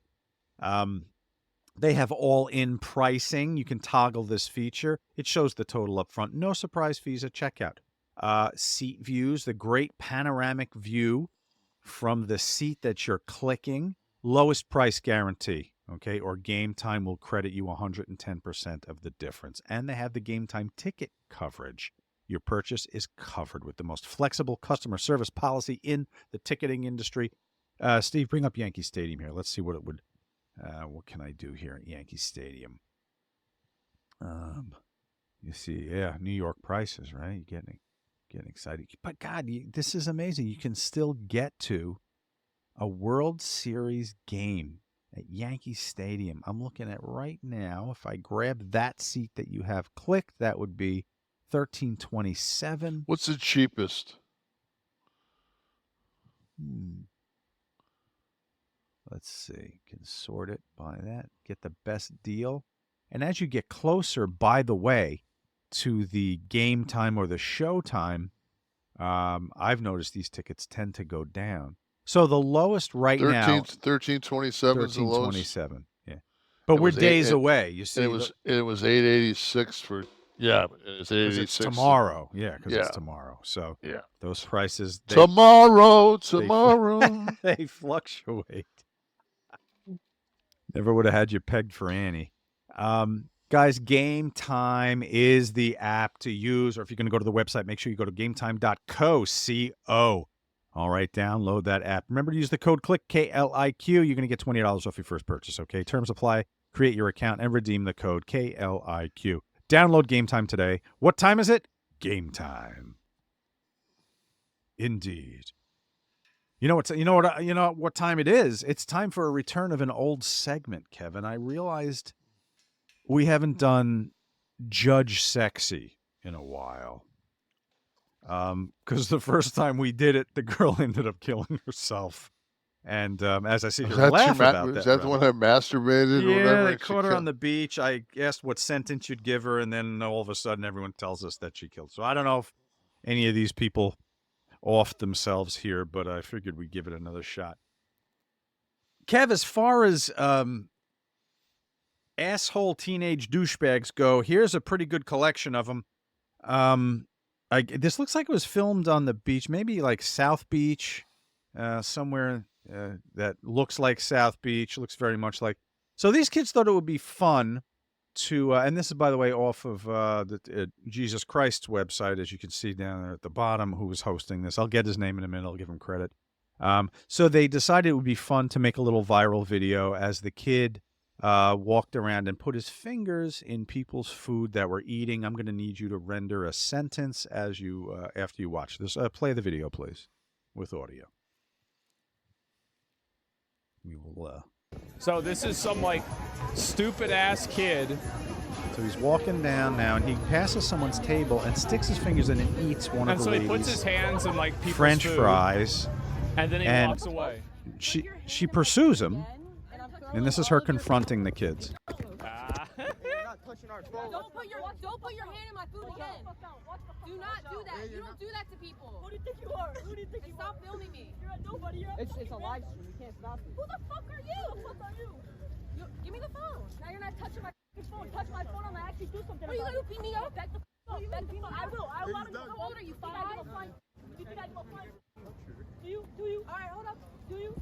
Don't do that again. Hold up. Yeah, shut the fuck up. Beat the fuck out of his. It would happen right on the street, wouldn't it, Kevin? I don't think it would get to the courtroom. So who's this fucking guy? Doug Hennig, the magician that we're looking at down there. Fucking Manson. What's his show is called? Steve, get the name. I'll give him the read because I found the video through him. But so. I mean, okay. Asmongold. What's Ass of Gold? What's his? Is he behind this? No. I think he's one of the dudes that just comments on videos that have gone viral. Oh, okay. I thought he was. Yeah, he has nothing to do with this. Okay, these are just kids. These are kids. So what's his name? Asmongold. Asmongold. Okay, so Asmongold put it out. I would beat the fuck out of his dad. Is what I would do. Right. This is bad parenting. Is what this. Yeah, is. this is what the fuck you letting your fucking, what is that kid? 13 maybe? Maybe 14. Maybe. Yeah. I tell you, we're in a fucking society, man, where if that fucking kid bows up to that lady and she's fucking got a 38 in her fucking purse and she fucking stands her ground. That's a Florida clip, actually. Yeah. Yeah. I mean, you're fucking stupid. It's like all these guys that fucking, hey, you want to go? That one guy that was doing it for a long time. Dude, I'm pranking you. Fucking, I'm sorry. I take back the fucking 2 bullets I put in your chest. Too late. You don't fuck around with people, man. Yeah. Stupid. So I'm sitting there and I'm like, yeah, I think I would have decked one of these kids, but then I'm liable. They didn't hit me. They didn't pull a knife on me. They took my fries or stuck their fingers in my food, whatever he does to that lady eating on the beach. How do I justify retaliation? Well, number one, it's shame on you for fucking eating outside. Kevin, I don't let's eat back it outside. up. Shame on you for leaving the house, right, Kevin? But I don't eat outside anywhere, especially in Florida. Fuck, are you kidding me? I remember like every once, like maybe twice a summer, my mom would fucking, decide we were going to go eat out back on the fucking picnic table with the fucking flies and shit. And everything was blowing around. Like, fuck that. Yeah. Can we just go inside? Like, I usually don't like to eat outside. I won't even, it's not even an option. There are some beautiful locations. You wouldn't Fuck like that. on the water somewhere, some No. seafood overlooking the water. No. If they don't have that same view inside an air conditioned fucking, no. Okay, I'm gonna give it Golden Lion. Golden Lion what? You're outside. What's a Golden Lion? You don't go to the Golden Lion. I thought you ate at the Golden Lion in Flagler. Fuck no. Oh. Must have been talking to a different ex-wrestler. Hold on. Yeah. No, I don't fucking eat outside. Okay. That's a shocking. If I found a nice enough location for you. You fucking wouldn't find. No.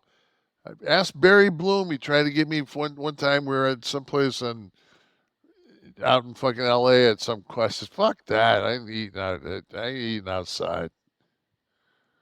It's amazing. Well, eating. I'm always the fucking only guy inside eating. I'm always that 75 guy. and sunny. Everybody's on the deck. Nash is inside. 75 and sunny when? December? Whenever. Well, down there, yeah, I guess. Yeah. Fuck, man. It ain't ever since. It's 88. What are we now? I'm going down next week. I don't know. It's kind of. Is it going to be hot? Well, it ain't going to be fucking. Oh, come hoodie. on. It ain't going to be hoodie weather. I can't get a 70-degree day next week? Jesus Christ, no. November? Dude. This climate change shit's not a fucking rib. Hold on a second. I'll tell you what you got next week. Yeah. I don't. You know what? I don't care what. As long as there's no storm. Okay, this is at the ocean. All right, this is at the ocean with an ocean breeze. Good. 83, 83, 83, 83, 80, 80, 82, 81, 82, 82. Which means it's 87, humidity. 87. Humidity, fucking 84%. Oh, my hair's going to frizz. Yeah. Let's see what tomorrow was with the fucking UAV's going to be. Oh, they're going to want to go UAV's to the park. not bad. 7. They're going to want to go to the park. How's Tamara's hip? Can she go in my place? Can they go to... She want to go to Epcot in my place? Oh, I can't deal with it hot down there again. Fucking the mid. Orlando's add 3 degrees, 4 degrees to Orlando. Yeah, Plus add another fucking 2 degrees. Plus being off the ocean, right? Yeah, add another 2 degrees because it's all concrete. That's what I said. It's going to be 87. Yeah. I'm telling you, man. These fucking people come down here all thinking, so fucking hot down here. Yeah, no. Wonder why Hemingway went up north and blew his brains out. He had to get to... Was he in North Carolina when he killed himself? Where was For it? some reason, I think he was in South Dakota, wasn't he? Oh, it was South Dakota. Some really random place. It wasn't in the Keys. We know that. No, it wasn't in the thoroughly Keys. researched After, this. I remember fucking someone was talking during the fucking Hemingway. Idaho. Idaho. Ketchum, Idaho. Right. Listen, regardless, I'll be at the Golden Lion. Do you know anyone from Idaho? I don't think I do. The most famous person, and it just happens to be like super hot, is Tori Wilson. She's from Idaho. Okay. She's originally from Boise. Okay. That's like the only person that I know that's my friend that's from Idaho. Which speaks volumes for Idaho. Just her alone, yeah. Yeah. Absolutely. Yeah, She's it's credibility. she's such a sweetheart. Well, Kev, I'll be at the Golden Lion eating. You won't be joining me. I'll be up on the roof overlooking the ocean on Flagler Beach. Have an Arnold Palmer on me. I'm going to send you a picture and everyone out there a picture. Deeply stirred. I'll be holding it in a precarious position, but I'll first, there it is. I'll be right up there on the rail. With the rest of the tourists. I don't go at the time. No, it's not a touristy place. That's why I like it. Dude, if I ain't been there, it's a tourist place. I cannot believe. I think you're forgetting that. I feel like you were there. No. LUMEN is what I will use that day to set my menu. I work hard at this, Kevin. If we're talking LUMEN, we're talking metabolism, obviously, as we have been for weeks. This is next generation, next level, next world stuff is what I'm talking about. It is the world's first handheld metabolic coach. It's an entire system. And what you're seeing on the screen right there, the LUMEN that you blow into, that I will show everybody in a moment, I will demonstrate, then is calibrated to your app, which is going to measure your metabolism through your breath. And on the app, it lets you know if you're burning fat or carbs and in which percentage, and it gives you tailored guidance to improve your nutrition, workouts, sleep, and even stress management. For God's sakes, all you have to do is take a deep breath, blow into LUMEN first thing in the morning, and you'll know what's going on with your metabolism, whether you're burning mostly fats or carbs, and it'll give you your menu for the day. Okay, you can breathe into it throughout the day to see how it's changing. I know people that take this to the gym and blow afterwards to gauge what they're burning after their workouts. Metabolism is the body's engine, and it's how your body turns what you eat into fuel that keeps you going. Very important. So the guide on my app on the screen, it's going to be hard to do here, so I'll just show you this device. It tells me if I'm blowing accurately, Mr. Palmer, by getting the little ball into the circle. It's almost like a game.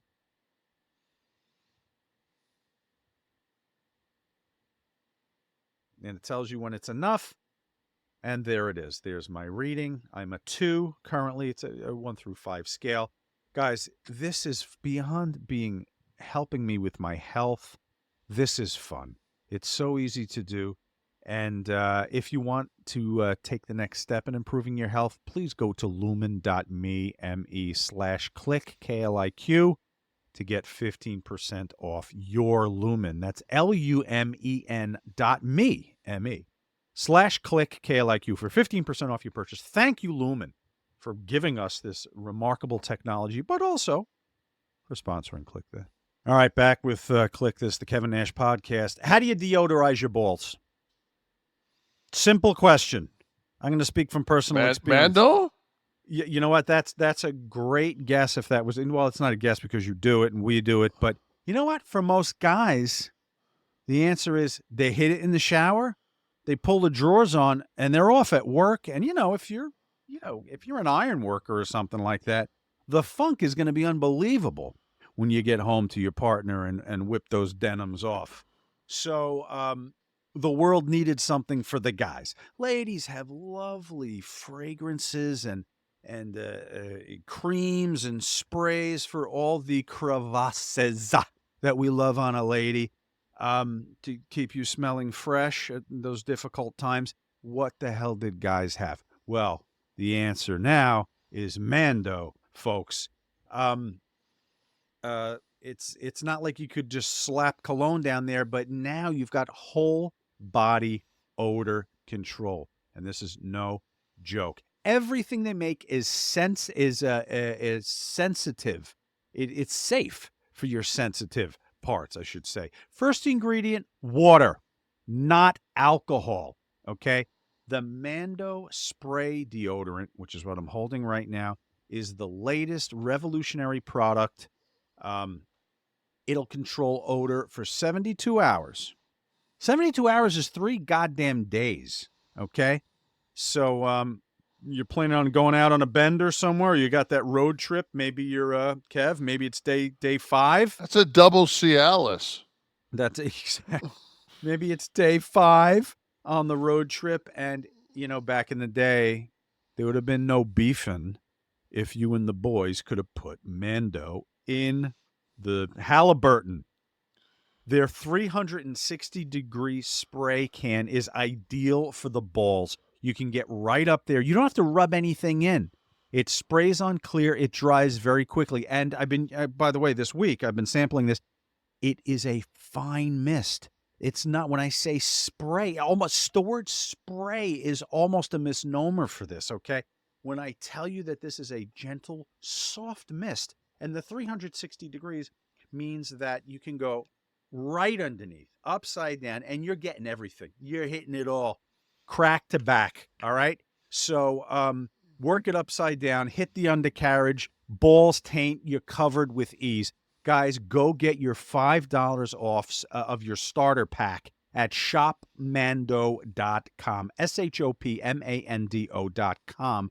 If you use the code KLIQ, KLIQ, you're going to love this. This is the revolutionary part of that starter pack. Now, I love the wipes.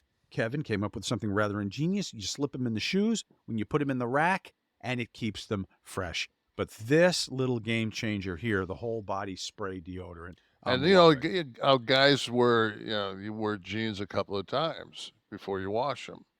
Right, exactly. It preserves the clothes too.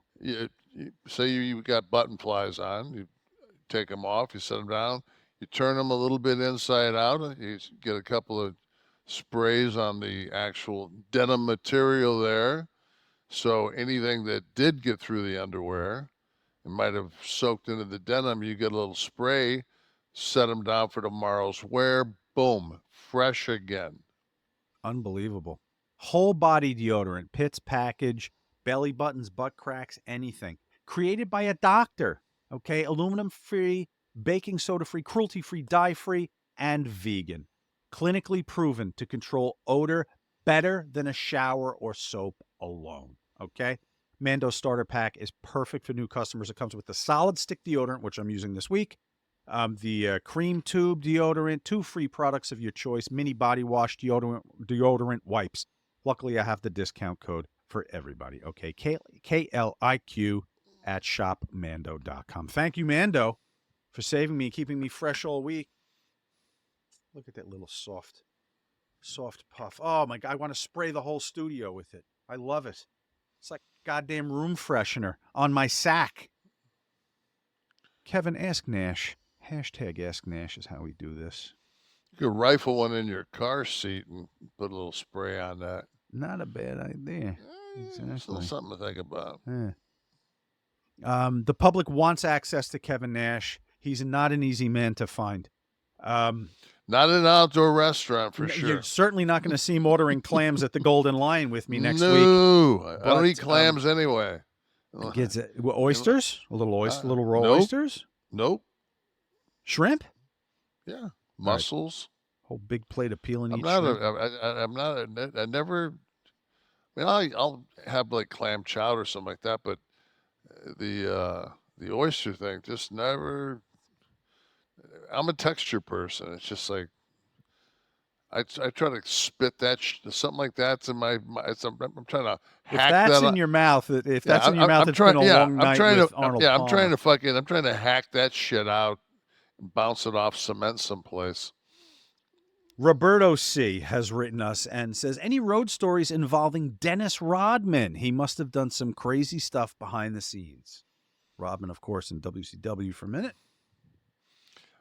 The funniest thing that Rodman ever did to me, and he just did it to fuck with me, was that he had like this bus that he was doing this tour on, and they were in Daytona Beach. And at that time, I think it was called the Baja Beach Club was the name of the bar in Daytona. And Rodman says to me, we're walking towards the bus. He goes, hey, if you want, man, you can pound Carmen. Electra? Yeah. He says, you can pound Carmen if you want to. I just kind of gave him a side look, and he just like broke out laughing. They were together at the time, obviously. Yeah, they were together at the time. It was just to come out of him, just like the timing was impeccable. It was dry as fuck, and then he just kind of busted out laughing. I just thought that was fucking played well. Yeah, but you must have cut it up with him about ball, about Detroit. I mean, We always, you know what? Years later, I was at a signing and some guy handed me my cash like out in front of people, and he fucking grabbed the dude before he could hand it to me. He goes, "Are you fucking stupid? You don't hand somebody their fucking money out in public." right? He said, "You go fucking." He says, "Jesus." He goes, "I got this, Kev." That's Like, funny. thanks, Dan.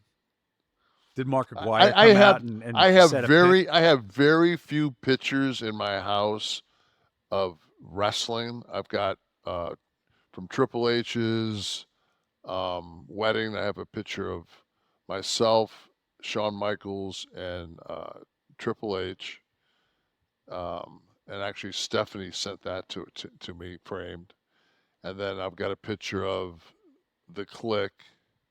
And then I have a picture of me and Rodman at like Road Wild or one of those, and it's just me and him with our arms around each other, like, and that's framed on one of the walls in the like the upstairs workout slash used to be the TV room when the house was a rental. Very good. Ed Jackson. Hi, Mr. Nash. I have a non-wrestling question for you. My ex-girlfriend recently lost her son, who was 22. She's having a hard time dealing with his passing. It's 6 months. What can I do for her? I helped raise him, and he called me Pops. He was her only child. As a friend, what did you want to hear from a friend, Kev? Nothing. Anything? Nothing. Nothing. No, it's I hear people talk to my wife sometimes that are mothers, and they go into this, you know, I'm so, you know, and it's just like, and I just want to grab them and say, I know you don't, I know you mean well, Yeah.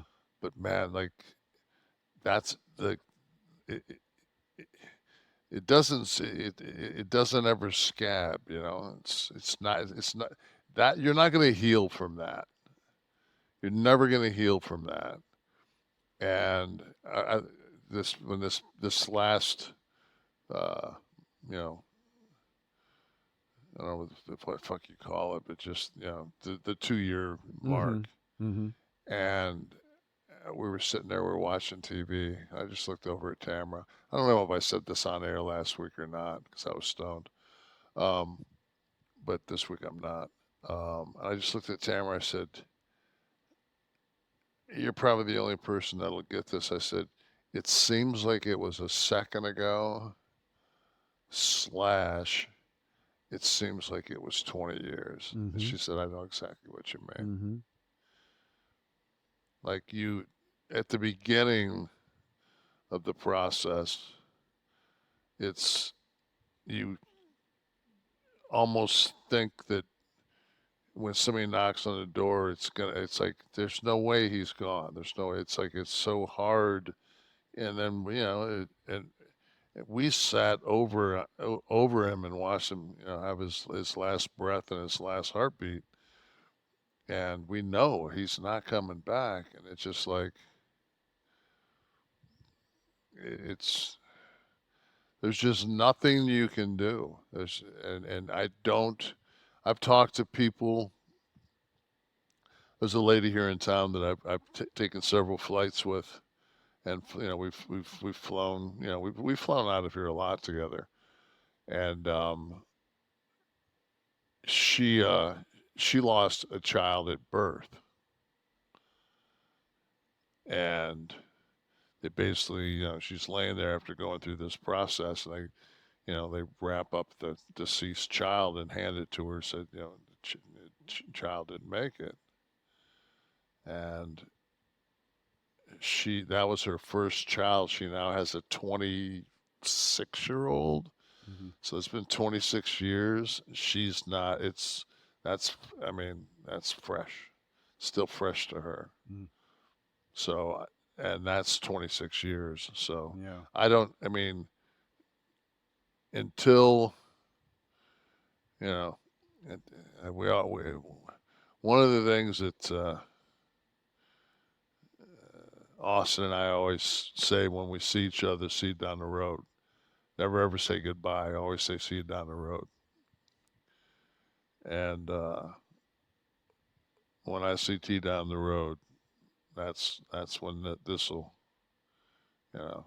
That's good. See you down the road. That'd be a good tattoo. See you down the road. See you down the road, man. Yeah. Which is especially that if you were in our era where there was just that, the grind. Yeah, we just lost so many Hall of Famers, man. Not just, they weren't J Browns, man. These were guys that changed the business. Not that every one of them wasn't somebody's son, husband, dad, Yeah. Understood.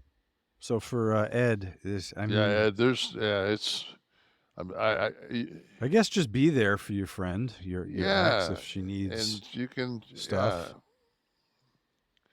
Always let them dictate, right? Yeah. You know, like I broke down the other day, and Tamara was in the kitchen, and I don't break down very often. I mean, I like broke down, like fucking visible, like very like audible.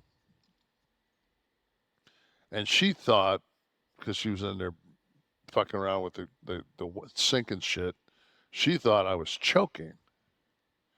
Like it sounded to her like I was choking. So she said, "Kevin?"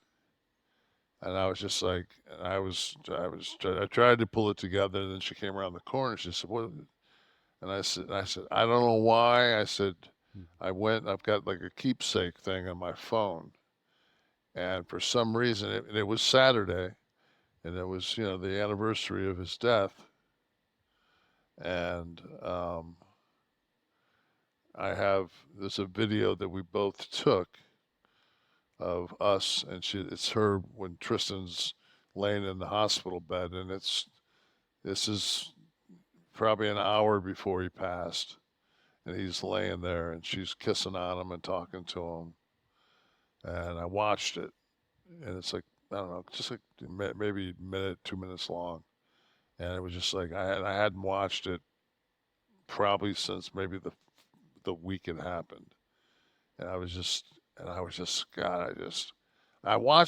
watched myself with him several times, and that's okay. I'm cool with that, but I just can't watch, or I learned that I can't watch my wife go through that. So. Gotcha. Fernham Schnavitz III Jr. Kev, if Sean decided one week that he's stepping down and no longer can do the show, would you want to continue with a different host? I can't imagine the show being without you both. Just how it is. Your thoughts? No, I'd do it by myself. T wouldn't allow it. T would step in my behalf. I just do it myself. I'm not gonna do it. Well, that'd be fucking. That'd be fun watching you talk to yourself for 2.5 hours. Well, yeah, I was just, who the fuck's gonna steer me back when I get lost? Jesus. I watched Nash's show last week. Which one? The one that's 3 days long. How about in the audience? Anyone here have questions? Cornetta be like, Jesus Christ, you ever listen to Nash's show? That fucking shit is so fucking long-winded. Yeah. When he's, that's like, Jordan telling you hog the ball too much. I listened to the Corny show the other day. I love Jim. I actually traded emails with him. I wanted to kind of do something. I thought, like, I was going to bring it up to you, and then I thought, I don't even know how we would do it. But I just wanted to, and it's just like, it became a situation of, does it fucking even matter? But just, I know that he's a thinking politically person, and but I don't know. It would have been fun. Maybe we could have a couple of trans boxers come in and right. Olympics, Talk about the Olympians. beautiful Italian girl that got beat up by the trans boxer. How about in the house? Ace Ramon, I saw, had something to say. I would like to hear shit like Kevin's favorite band or what movie stars he's tight with. Well, we've covered it a little. Kevin was a big funk fan. We covered your funk background, but Yeah. I don't know if he means currently or not. But as far as movie stars you're tight with, well, I know you're good with Channing, right? Obviously, Adam's probably your best friend, right, in Hollywood. Adam's by far my Rodriguez? closest. Yeah, he's my closest friend. And, I've met Steven Weber a couple times. It was on Wings. He's on that. how about Chicago Forrest MG. Tucker? Do you ever spend any time with him? No, I didn't. Though I did pitch a fucking remake of the F Troop series. At the urinal? Did you pitch Yeah. that? The two of you were next to each Yeah. other. He was standing a few feet back, obviously. Who else is in the house? Anybody? Choke up on that there and keep it out of the water. Exactly. Patrick Nevin, with Halloween coming up, did T like horror movies? If he did, what were his favorites? I remember, so he was young. Tamara and I were having this conversation, and he said, Dad, he said, I want to watch a scary movie. And I'm like, well, like, how scary? He goes, one that kind of creeped you out. And I thought, well, I'm thinking, All right, let me guess what you put on. First of all, give me is it a classic or a contemporary? no, well, it's a classic, Okay. but it's like,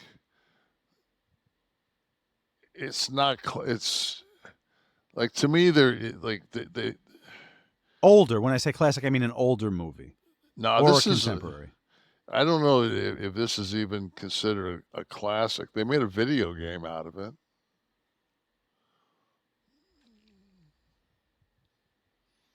Hmm. No, not The Exorcist. I would have guessed The I don't Omen. I don't think T would find The Exorcist scary. I showed him Silent Hill. Oh, I remember the video game. Yeah. Yeah, I had it. I think I had it. Yeah. And Zombies. The nurses fucked him up, man. Those nurses in that fucking deal. But that big fucking metalhead guy, yeah, that fucked him up. He had nightmares for like that was like, I should have went like, maybe Rosemary's Baby or something like that. Something a little softer, Yeah. but still kind of spooky. Do you remember, like, Rosemary's Baby was,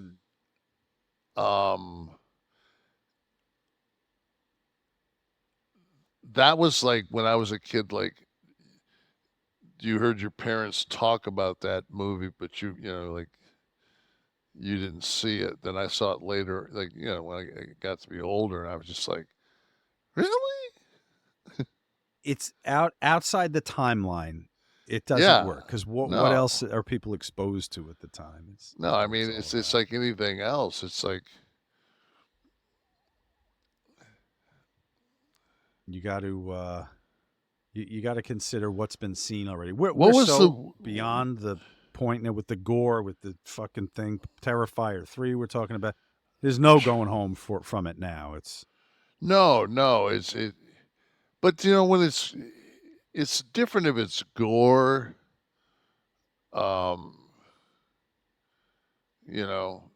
If it's like the premise of Freddy Krueger was so great because he could only get you if you fell asleep. yeah. Which I think, and I can't prove this, but I think led to the methamphetamine craze. Oh, keeping people up at Yeah, night. just no proof, just Speaking of just keeping, know it's true. keeping people up, BlueChew is the Boom. online service that delivers the same active ingredients as Viagra, Cialis, and Levitra that has been with us from day one. Listen, guys, first impressions are important. If you've got that special person in your life and you think you're getting to that place where you may need to be ready for action, BlueChew is the site you need to visit, okay? This is where BlueChew is going to come in to create that lasting impression. Simply put, it gives men longer lasting and stronger erections. You can perform at your very best. The thing I love most about BlueChew is the process. It's so simple. Sign up at BlueChew.com, consult with one of their licensed medical providers, and once you're approved, you will receive your prescription within days. They're made in the USA, packed, shipped directly to your door within days. The best part, this is all done online, guys. The shame game is eliminated. No visits to the doctor's office, no awkward conversations, no waiting in line at the pharmacy. Take them anytime, day or night. It's just planning ahead. Get it in your system so when you need to be long, strong, and down to get the friction on, you are. Okay, does it work? Are you kidding me? Have you read our fans' comments, our posts on the socials about this? And we've got a special deal for you to try this, all right? BlueChew will be free for your first month when you use your promo code NASH at checkout. Just pay $5 shipping, okay? That's BlueChew.com, promo code NASH to receive your first month free. Visit BlueChew.com for more details and important safety information. We thank BlueChew for being with us for the duration. I know a lot of our fans are cashing in here. Maybe not as quick to share that on the socials with us like our folks earlier, sharing the Get Blitzed, etc. But believe me, it's happening, they're guys. smiling right now. Oh, they're smiling. Their wives are smiling. Their boyfriends are smiling. Whoever they're with is smiling. I try to, and I can't say this enough. You are chewing this. You're not going to find another product that's in this category that's going to hit you faster than BlueChew. Yeah, it's discreet. You're probably sitting at dinner maybe, and you slide it out. Things are going well on that date. Pop it out, slide it, chew. It's like a once you like a use them, mint. your wife will be sliding one in your mouth, or your girl. You're not going to have to be covert about this. Here, chew this. What is it? Just chew it and shut up. Thank you, BlueChew, as always.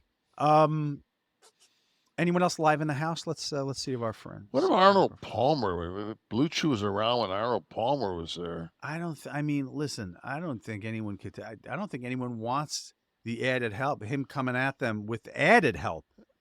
Jeez. Jesus. A battering ram. Live question, Steve. Who's in the house? Who of our 11 soft members is going to help me bring it home here? Arnold Palmer first. Arnold Palmer, after his golfing career, was the first one in the door with the battering ram. Hands interlocked behind his head. Oh, just those jams. And boom.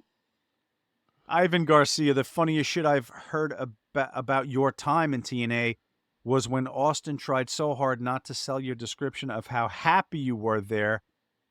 Did Austin say anything off camera? This was on the Broken Skull sessions with Austin in July of 2021. I don't recall it. I don't recall that part of the conversation. I was happy at TNA. Fuck, man, it was. When you don't have to get on an airplane to work for a company.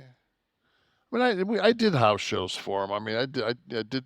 We did some pay-per-views here and there, but I mean, it was just like, God, it was so nice because you could do all your other bullshit too.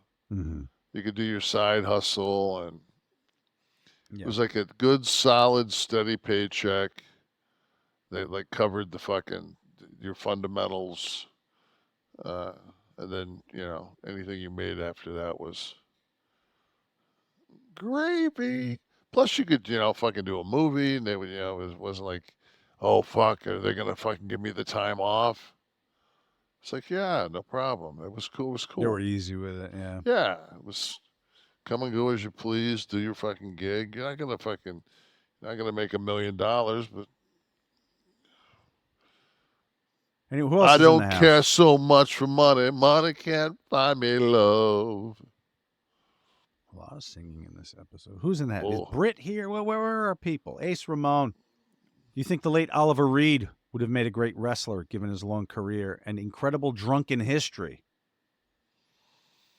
We certainly Well, I could have don't- kept pace with the Kliq. Yeah, there's more to fucking being a wrestler than being a drunk. I don't know. I don't recall. I didn't even drink before. Like, I was talking to Tamara, and she said it was so crazy. She goes, "You think about it, like we didn't even have alcohol in our house when you were like working at the Cheetah. Yeah. You know, like I was a bodybuilder. I didn't drink alcohol. Right. Interesting. All right, one Zoom more. in on the abs, baby. The cameraman. One more from the house, please. Steve, you're an intelligent Jew. Banks. Also, has either one of you had a chance to see Michael Jordan play in person? I did. I saw him play when he came back with the 45 jersey and dropped like 56 on the fucking net at the Knicks in the Garden, sitting next to Lawrence Taylor. This beats my story, so I'm not even going to mention That's it. about as good as it gets. Yeah, I was And gonna then say- at halftime, we're getting fucked with so much by the people. They take us downstairs underneath the Garden, and the circus is in town, and we walk downstairs and we fucking walk and we turn around, and like behind Lawrence is a fucking Siberian tiger whose head is like actually bigger than Ted DiBiase's. No, but I mean, I'm not kidding you, man. Like the difference between a Bengal tiger and a Siberian tiger is it was just unbelievable. That was I look back at like moments in my life, and I think to myself like, God, I've been so blessed to have fucking like all the shit, like to go up and down the road. Like I couldn't have picked 4 better human beings in our business than Scott Hall, you know, Paul Levesque, Shawn Michaels, and Sean Wallman. Just like what a blessing that was. You should give you guys a nickname for yourselves since you were together. So I believe the Lex Luger call us the Kliq. Kliq This is a production of Butch and Sundance Media, produced in association with Podcast Heat, created by Tristan Nash, Kevin Nash, and Sean Oliver, produced by Steve Kaufman, graphics by Dominic DeAngelo, title sequence and audio edited by Wesley Burleson, theme song by Dale Oliver, technical research by Tristan Nash, copyright 2024, Butch and Sundance Media. Kev, you want to do another one? Yeah, have you promised me that this fucking shit'll be over with soon? 2 weeks. Go Kamala.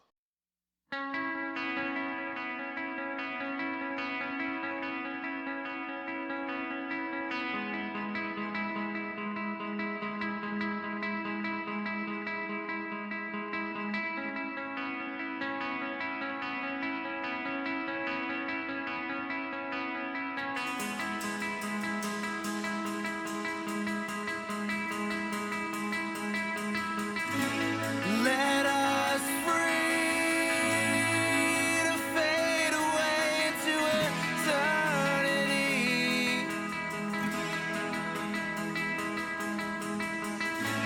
Circulate, you've come to love me, but now I'm frozen in dead flesh. Oh, Sophie, knew all along it was a trick, but the customer service never answers the thing.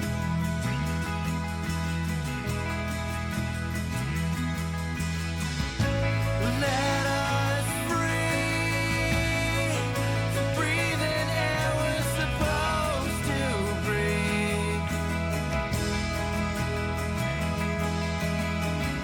Through twists and turns, you've come to love me. Now I'm cold